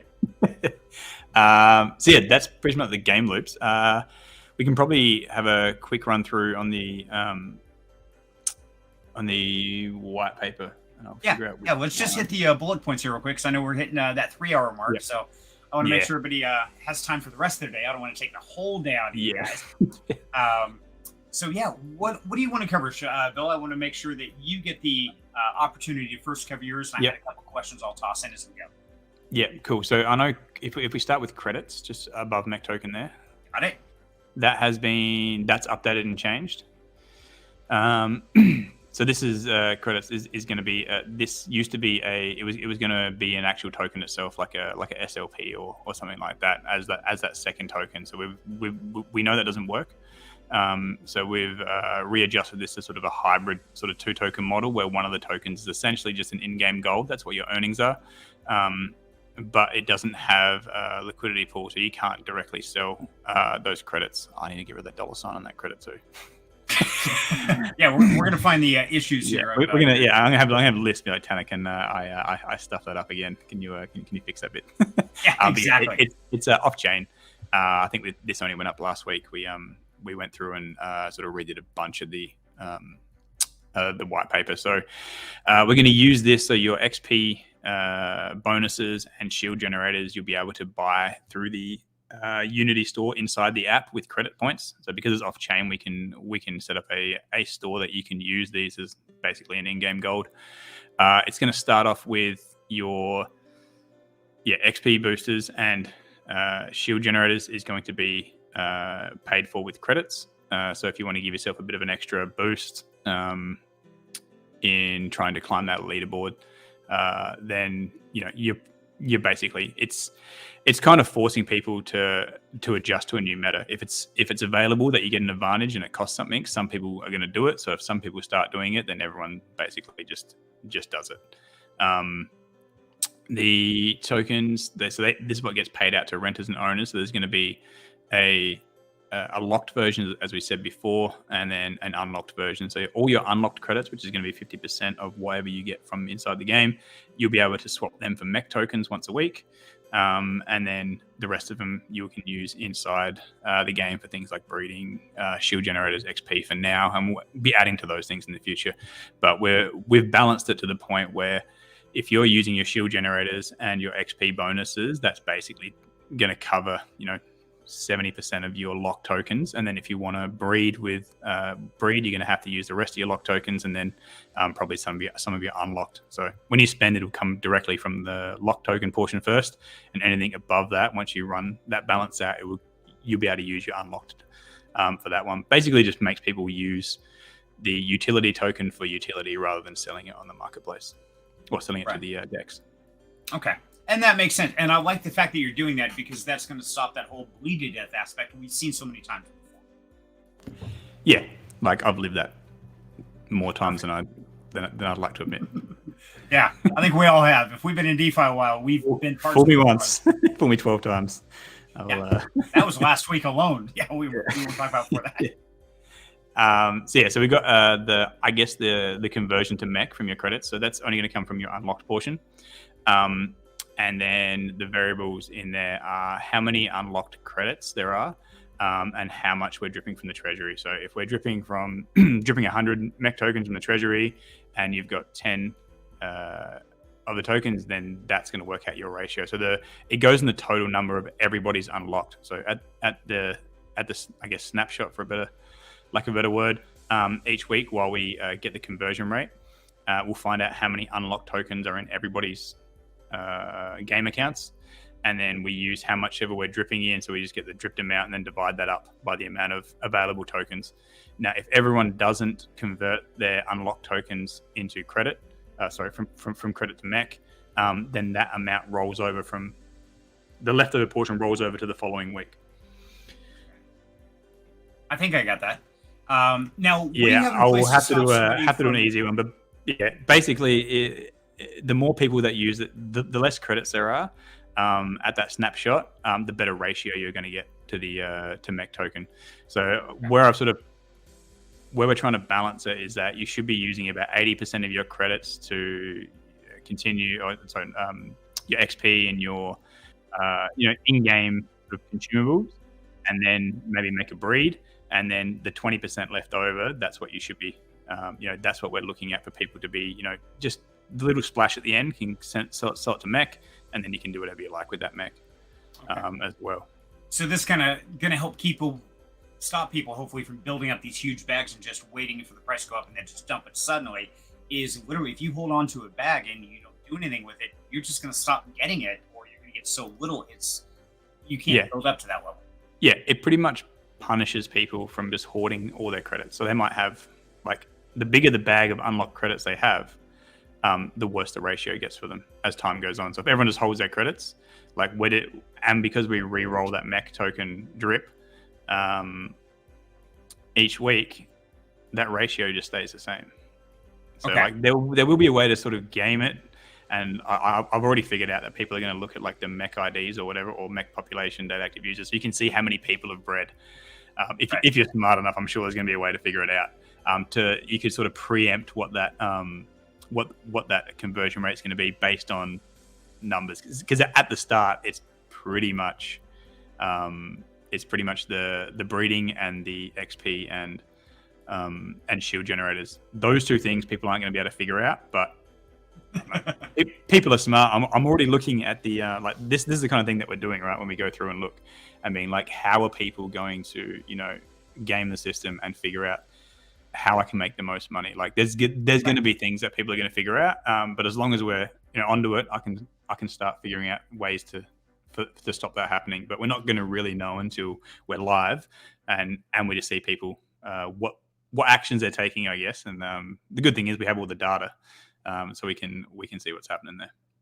Now, let me ask: is there any token or any part of this ecosystem that does not have a lever that you guys can adjust? Is there anything that's just locked rock solid? No, not that I can think of. Okay. There's levers for pretty much. I think it's levers for everything. There's some sort of lever. Whether the lever works, we'll find out. But the lever's there. Yeah, there's levers for everything. So like MECH, we control the drip. We control the breed price. We just need one more here that says burn war lever, and we'll be golden. Yeah. Yeah. So MECH, like, basically MECH costs, because it does have a relationship with the swap value to the credits. Controlling the credits or controlling MECH sort of have that relationship with each other. So we've got levers for both. Good thing is that we can just up the price of, you know, everything in the game at the overnight. So if we're seeing things imbalance, it's not working, we can adjust those, and we're going to adjust them. Like, we're going to be watching this like a hawk. And we're not just going to set it and be like, cool, yeah, you guys figure it out. Yeah, it's like, later, have fun. I think that's great that you guys are going to be monitoring the ecosystem as well as the population, and you've got ways to control all that. So I think it's really unique what you're doing here. And when I listened to the AMA with you and Tanner on this, like, whoa, that's pretty impressive. This is a very dynamic ecosystem. There's nothing stagnant. Yeah, where it's not just sort of like, this costs this. Right. You guys figure out what's going to happen with the token. Like, we know that the game loops inside the actual ecosystem themselves directly affect the token price. And then the token price directly affects your daily active users and money coming in and how much money we make. So looking at it as from a business perspective, a consistent balancing and tweaking, you know, hopefully we'll get it to a point where we're not having to change this, you know, every week, and we might get a few months worth of, you know, this is working, and then we start adding new things in, right? But if we add something else in which is a new burn a new burn or utility for MECH, that's going to imbalance everything else that was already in place as well. So then we're going to have to adjust all of those things. Right. At the same time, and no one's done this. Like, no one's, like, everyone that I've seen inside an in-game economy doesn't match the game loops to the token and adjust things accordingly. So there's a balance, and I think that's why a lot of people figure out the ways to game the system in a lot of projects, because they're not trying to stop them. They'll figure what it is out, and then everyone that becomes the meta, and then everyone does that, and it breaks the whole system. Exactly. And I think that's one of the big things I've seen in a lot of these play-to-earn systems is you get the team, they launched it out there, and the price token goes up, and they're making more money, and they're doing great. They're like, why would I bother changing it? They don't look beyond the next 30 or 60 days. They're like, hey, if I make bank in 60 days, I'm good. I can retire. I don't care. You guys seem to have much more of an approach of watching out for the players and the ecosystem as a whole for a very long-term run out. Like you just said a little bit ago, 5 years. I mean, most people are excited to look at 6 months or 12 years in DeFi. You're looking at 6 months or 12 months. You're looking at 5 years. So it's a very drastic difference on approach and the mentality of the team itself. Yeah, with the token, like, we went to 48 months at this point, and that's when we have to start sort of reassessing. But you know, if we can last that long, man, we've absolutely crushed it. I'm sure we'll be fine if we can last that long. You know, most games, you know, don't get past that as you said, that initial 6 month point. So we've built this in, so the initial 6 month is going to be super tight on the real circulating supply of the token. So we're going to have a lot of control, and it's going to be hard to break the system because there's just not enough tokens around, and that's where we've seen, you know, other projects where all the tokens get back out, and it's either through IDOs or it's through free airdrops or it's through the play to earn, where they just give so much of it out with not having any actual utility or use for the token. So they just sit there, and like, if they're sitting in your wallet, people are like, I'm just gonna sell it. because they got nothing to do with the token. Right. You got to give me a use case for it. Otherwise, it's going to do that. And then, of course, if it's sitting in the wallet, then they're not getting as much let out to it. Now it's counterproductive. It's like, okay, now I got something I can't use, and I'm getting punished for it. It's like, well, then you got angry people. So. And that's what we're looking at with staking as well. Tanner's not watching, so we're at 3 hours now. We're looking at for the, especially for the Genesis IDO, being able to give bonuses like an NFT, which gives you a staking bonus. I said I'm not great at DeFi, so I'm reaching out to some people who are, and just figuring out, like, I've got the idea. I'm just like, how does this practically work? But basically, if you buy 100 MECH tokens, you get like an NFT that sits in your wallet. When you go to stake your LP token for the staking, you get an extra bonus of 30%. If you bought an initial amount of 500 MECH tokens, then you have a higher amount. So it just keeps people locked up in the staking, and we design the staking to sort of ramp over time. So the amounts that are from staking from the first few months are so much less than what they are after 6 months, 12 months time. So the amount they get back from staking the LP isn't enough to be able to hurt. And what we really want to do, if it's possible, is have a shelf life. So if you buy the IDO, you've got 30% bonus or 50% bonus or 100% bonus, depending on how much you bought from the IDO, that you get from staking your liquidity tokens. But that only lasts for 12 months. So if people would buy the IDO when they get those tokens at like day one at the TGE, they don't want to lose those months of staking, because it's only got a 12-month life. So you bought the IDO, you got this bonus. We're hoping people are going to be just rolling a bunch. We're trying to push people towards staking their IDO tokens once they get them released, which just really kills the actual circulating supply and the amount of MECH tokens around. We can't make them do it. And I've seen projects that tried to make them do it. I just want to make it a better option to stake financially than not to, because then you give people their free choice, but everyone's going to choose the especially DeFi guys are going to choose the guys and girls. They're going to choose the most lucrative option there.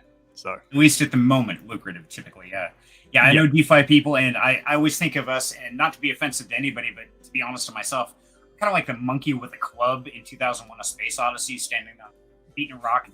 We are not the best people for investments. Self-control is not in our vocabulary for most of us. Yeah. But that's sort of a bit of a quick look into what we're trying to do with staking, whether that is a possibility, how that works. But again, the staking rewards are going to come from people who provide liquidity as well. So we're not just getting the token, you can just stake the token itself. We want people to stake the token through adding liquidity, which helps us, so we don't have to put as much liquidity in, or it bolsters up the liquidity pool. That's what we've seen, as I said before, where you're getting like 3-4 times the amount of volume compared to how much liquidity is in the pool. It's a recipe for disaster, and at some point it just breaks.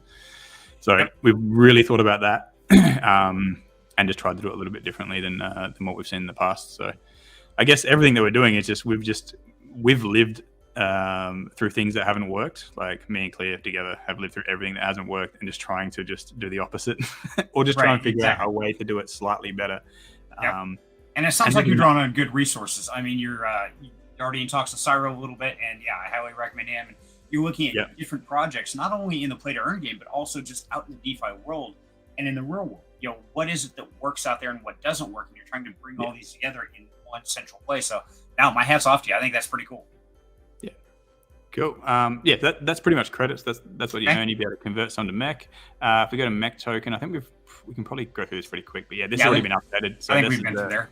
So I think we covered most of this. I mean, if there's a few bits and pieces here and there, you really want to point out that we might have totally missed over. But beyond that, I think in our chase, we've kind of covered the whole I think we've pretty much got through it all. Maybe the scholarship program, I don't know how much has changed in that. That's changed a little bit, but we've pretty much gone through all this. We've got the leaderboards and all that kind of stuff in there. So if anyone wants to go have a look, most of the economy has been changed now, and is the only thing overview might not be, and the leasing might not be. but everything else has been changed to like an updated version of where we're going. We tried to do it all in one go so people weren't confused about scrolling through the tabs. So we got all those done last week. The only one I didn't think we had was the mech, but it's already been done. Now I want to ask you a couple things because I did run into one, and I want to find it. It was about gameplay aspects. Sorry, I'm lost. I'm trying to remember where I saw it because I made a mental notes like, oh yeah, ask him about this. Was it combat levels or mech levels? It was actually during the combat. There was the shards and the metal. Those two things. That hasn't been updated yet. So we've crystals, which is what we had. Crystals, yeah. So we were originally going to have crystals because when we go through to the you'd be able to buy crystals with like a credit card through the app store, and then that would be what you use for continues. When we sort of made the switch to have those two custodial wallets, we've basically just eliminated the need for people to be able to have to use the Google Play Store, or when we go to iOS, the iOS store. They take like 30% of the amount of money, and it was just adding one more thing in there that we just didn't really need. So it's instead of continuing with that, why don't we just use MECH? Because we can use the MECH points, and you can do it all from the app anyway, because you don't need to sign the transaction because it's in a Web 2 version of MECH. Makes it the user experience so much better for the people there as well, and it's just so much easier. And we didn't want to eat the 30% tax. That's fair, pretty much. Between that, and it adds more utility there for MECH as well, which is what we really want to try and add as much as possible. Now, let me ask you on the metal, because I don't remember. I read it somewhere, and it was randomly, but they were saying that you could collect metal, and that was needed to build mechs for repair. I don't remember which one, but it looked like both a free-to-play could do it and the play-to-earn could do it. And that's where I was like, oh, wait a minute. I thought the free-to-play couldn't get the components to actually utilize for the building or things like that. Yeah, so we have, at launch, no plan for metal, but we're going to collect it. And it's going to have a use case in the future. What I'd like to do, but haven't confirmed that this is what we're going to do. But one of my ideas, I guess, where I'm looking at how to bring in sort of free-to-play people is have the ability once we get to like Gen 3 or something like that, for free-to-play people to be able to collect metal, and then the mech that they get for free. At the moment, when you play the free-to-play, you can't earn credit points. You can just earn metal and experience. So if people put time in, this is that whole time versus money kind of thing, right? They can play that free. They can play the free mech. They level their character up, and then at a certain point, when you hit a certain like level, as we saw before, so maybe like level 100, you then have the ability to mint that mech that you've got in there, but it's going to cost you MECH token, which just adds more utility to MECH token. So then we price that as, accordingly, so their time also has effort. So free to play people might play it, and they'll get to a point that they then got to go buy MECH token, which adds buy pressure to the token, adds utility to it. It might cost them $40 in MECH token to be able to mint that, but then they can go sell that NFT on the marketplace for, like, let's say it's $80 at that point. And they're making $40, or they can keep the mech and they can start playing themselves, which is where we want people to really be able to get to. But it still costs them. But they get a discount being able to mint like a Genesis, whatever it is at that point, which brings the free-to-play players in. And if they decide to sell it, that's fine. That's all good. But they had to buy a MECH token to be able to sell it. So we get buy pressure on the MECH token, and then we also collect 5% of the fee for the team. So that's where I'm looking at for the free-to-play to be able to sort of onboard people who either don't want to pay for a mech or they don't want to rent it.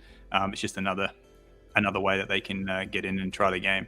And it's more of that they've spent, how many hours, and then those hours essentially get paid back between the difference of what it costs to mint and what they can sell the mech for, if that's the way they want to go, or now they own a mech as well, which I think is a really cool idea and way to be able to get free-to-play people in. Also, it gets the team more money if they decide to sell, and it gives a huge need for people to buy MECH token, which always helps with the price. Right, and that makes perfect sense. So, no, it sounds like we've covered just about everything, and I wanted to point these out because there are a lot of differences in mechs. Now, I do want to ask you on the actual mechs themselves. So we saw a couple different ones. The other one was kind of tall and lanky. This one looks more hunkered down like a tank. Um, does the physical aspect of these, when we're looking through these different mechs, like the spider one, is there different benefits on the actual characteristic of them, or is it all within the stats on these particular mechs? I believe it's all within the stats at the moment, but like the guns like that have rarity, I honestly don't know enough about this. This would be a platinum egg thing from where they've balanced those. But if you have a rarer gun, you would think that it would translate. It's not going to be to a point where it's like completely OP to have those things. But at this point, it's just the stats, and there's nothing at launch planned for any different kind of mech. How many do we have in total? This is something I should know off the top of my head. I think there's eight different types. Okay. There's 8 different types. I'm pretty sure it's 8. Okay. I was kind of curious about hitbox, things like that. From being a gamer, it's like, oh, well, if I'm a big tank one, that's great. I can take more hits, but I'm also a bigger target. So if I was looking to go out and buy one of these Genesis mechs now, I didn't know if it would be beneficial to get more of the spider that has a smaller hitbox, or if that even plays an effect, if you know. I honestly don't know. That's something I will put on my thing to ask Platinum. I know like there has to be some sort of difference, especially with the weapons. There definitely is a difference, and it's balanced to a point where maybe like one playstyle might be a little bit easier, or you might feel more comfortable with yourself with the different combinations of weapons. But as far as HP and all that kind of stuff, I would have to double check. But most of it's the weapons, and I think that's the real point of difference between each of them. They just work in different ways. But again, as balanced, I've played through a bunch of them, and they all seem fairly balanced. Some are a little bit more easy to play, I guess, than others. But yeah, I'll definitely find out with other things, like because it's got like armor, it's got HP, it's got a few other things on there. I know it's all built in to the Unity side with all these different things, but yeah, like things like jetpacks and things like that at this point don't have any further utility past the just the rarity itself for the Genesis. Okay, sounds good. Yeah, that just popped up to me when I was looking at this, because I wanted to show anybody out there who's interested, do your own research. Don't take my word on it. And this is not a sponsor. This is me and Bill, and we're diving in trying to get some information. But right now, if it is something you're looking at, the cheapest floor price on OpenSea is $307.11. So I can tell you, when I bought mine was $600, and I've had it for 10 months.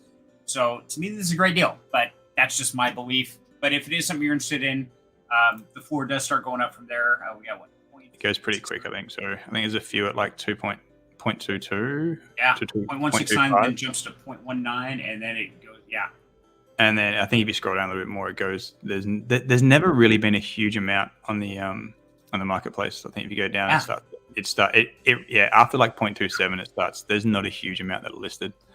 I think a lot of people that had that. Yeah, there's not many. I think there's only like 15 really listed on OpenSea. People have been pretty good at holding these things the whole way through. I think a lot of it is because people are going to get that free stronghold mint too. So people don't want to be selling like if you've held it for 10 months, and then it's like, and it's 2 weeks out of getting like your second free mint. I don't think a lot of people are. No way. And so I think the listings might kick off after that stronghold mint. There might be a few more, in general. Well, there's only 18 on here right now. I just counted. So there's 18 available, and they jump up from 0.69 to 0.9, and then it just goes up from there. Yeah, that's crazy. So it is now. You're saying 2 weeks. Are we pretty solid about that show? You think that 2 weeks is realistic, or is that still in a state of flux? It was supposed to be Q1, which ended 2 days ago. So I am I'm pretty solid with 2 weeks. I've seen all the stuff. I think Tanner's just been talking. I don't know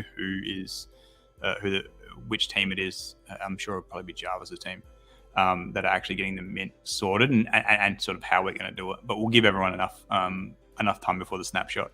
I'm not privy. I don't really ask about those conversations. I just know it's coming. Right. I know yours is very much tokenomics. I got enough spreadsheets. I'm just like, cool, man. We just have to get that out soon. Right. And I know, not having Tanner here or Jarvis here, there's a lot of pieces we can't dive really deep into. But it has been 3 hours. I think we've gone through pretty much everything fairly solid. And I mean, everybody's hung out. And thanks for everyone hanging out as well. That was it's awesome. I see some names in here from the Mech Discord as well. Abel and. Who else have we got in here? Abel's been here since the beginning, man. You are a champ. Thank you, brother. Yeah, man. Should we do a giveaway? want to do a giveaway? I'll give away a drone. It's on my Trezor, so I don't have a. I don't even know which one it is, but it's a drone. I have to pull my Trezor out. But if you can get me just the MetaMask, I'll jump on after I have some lunch, and I'll send it through across, and I'll send you the transaction ID as well. Actually, I'm gonna make this even easier for you. How's that? Yeah. We do this really simple. So everybody who's still watching and wants to win a drone, go #drone in the chat. We'll start collecting, and you got about 2 minutes, and we're gonna spin the wheel, and it's gonna randomly pick from one of the people that enter that. So Sweet. I would say thank you. And can you get that person to send you the MetaMask address? Sure. Yeah, sweet. I'll do that, and then I'll dig my Trezor out of my wherever that is. Absolutely, yeah. And whoever wins, what you have to do, just so you know, you have to take a picture of your YouTube account or your Twitch, whichever stream you're watching on, to verify your identity. Now, if I don't have that, I'm not going to accept your wallet address for that. So take a picture of that to prove that it's you.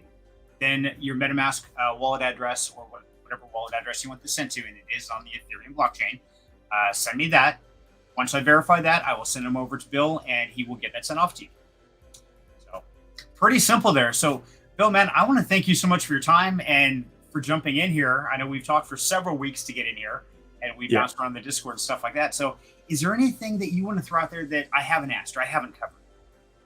No, I think we got through it. I think 3 hours and 20 minutes was. I think we were pretty thorough. We went on a few sort of sidetracks, but no, thanks for having me, man, as well. And it was just good to have a chat. It was a good a warm up, I guess, for me. I'm probably going to be doing a few of these sort of running around. I don't mind sitting here chatting with you for 3 hours and 20 minutes. It was right. Enjoyable the whole time, but normally I keep them down to like 30, 40. But I wouldn't know what to do in 30, 40 minutes, man. I just get warmed up at that point in time. Yeah, I remember when you were doing the Burn Wars, I was sitting playing poker on the other screen, and I sat there from like school drop off to school pickup, and I was like, I have to go, and you guys are still streaming. And I think you kept going for like a couple more hours after as well. Yeah, I think my record is with you bonks, and I think we did break YouTube. It stops recording after I think it was 10 hours. It stops. I think we went for 15 hours. Jeez. Yeah, I'm not a short, quick, to the point. I want to go deeper than that. I don't want just the surface information. I want all the way to the bottom. Yeah, I know. Like, I think it was the last couple of AMAs with Tanner. We did the first one and went for 2 hours, and like I can just sit there and just talk for like forever. And then we were like, okay, cool. We got to like this is great in this format, but for me and him giving like direct information, we started. I think we got half an hour. The second one, maybe 40 minutes, and just like sort of put it up into chunk size bits. But this we went through pretty much everything that I've been working on for the last like 3.5 months, I guess, right. since December. And we got some nice leaks out for the community that jumped and joined in. So that's and whatever you heard here, don't tell Tanner. A message from Tanner. Yeah, don't tell him. No, whatever stays down home. Yeah, whatever you learn here stays here. So just don't tell. So no, I seriously want to thank you, Bill, for your time, because I know this has been a long stream, and I know this can really wear somebody down. But I want to thank everybody in the community. You guys have been awesome. If I could, please, I want to ask you one favor. Please like and subscribe to the channel, and share this information. And there's a lot of different things that I offer, from education on crypto to crypto projects, everything else. So I'd love to have you all back, because this is always a pleasure, and I'm doing it really for the community. So I want you guys to get this information. I just happen to be that source where I can jump in and dig in for you. So thank you guys very much. Awesome, and gals. Okay, are we ready for a giveaway? Yes, to the wheel. Okay, Mr. Bill, I want to thank you for donating one of your drones to whoever wins this. And with that being said, in 5, 4, 3, 2, 1. Big money, no whammies. And the winner is Kazanan. Nice. Congratulations. Congratulations. Okay, Kazanan, what you have to do is take a picture right now of your YouTube account or whatever it is that you're watching this on. You have to DM me that direct on Discord, and I'll throw my link down here below with your wallet address. I need to verify that that was you and that you're here and all is good. And then I will send that over to Bill, and he will get that sent to you. Actually, in the description has my YouTube and all that. So, yeah, you're good. Just go through there or go jump directly into my Discord. I do have a Discord, and if anybody would like to join me there, you're welcome. Glad to have you. And I want to say congrats. You're welcome. Congratulations. All right, he's here. So, guys, everybody, thank you so much for your time. And Bill, thank you, brother, for all the awesome information. And we're looking forward to the next couple weeks. Things are going to get very exciting. Yeah, they're going to be fun, man. Thanks again for having me, dude. Absolute pleasure. As always, sitting here watching I guess hopefully for the people watching your long streams, hopefully it wasn't too much sidetrack and things like that. But I think we covered up a lot. Awesome. Thanks again, dude. And thank you to the community that, especially from the MECH.Game community that came out as well. Saw a couple of names that pop up quite a bit. So, yeah, really appreciative of that. And, looking forward to the next quarter. Absolutely. I'm excited. I'm ready to put my MECH to work. So, guys, everybody, thank you so much. And until next time, have a great night. Awesome. Thanks, guys.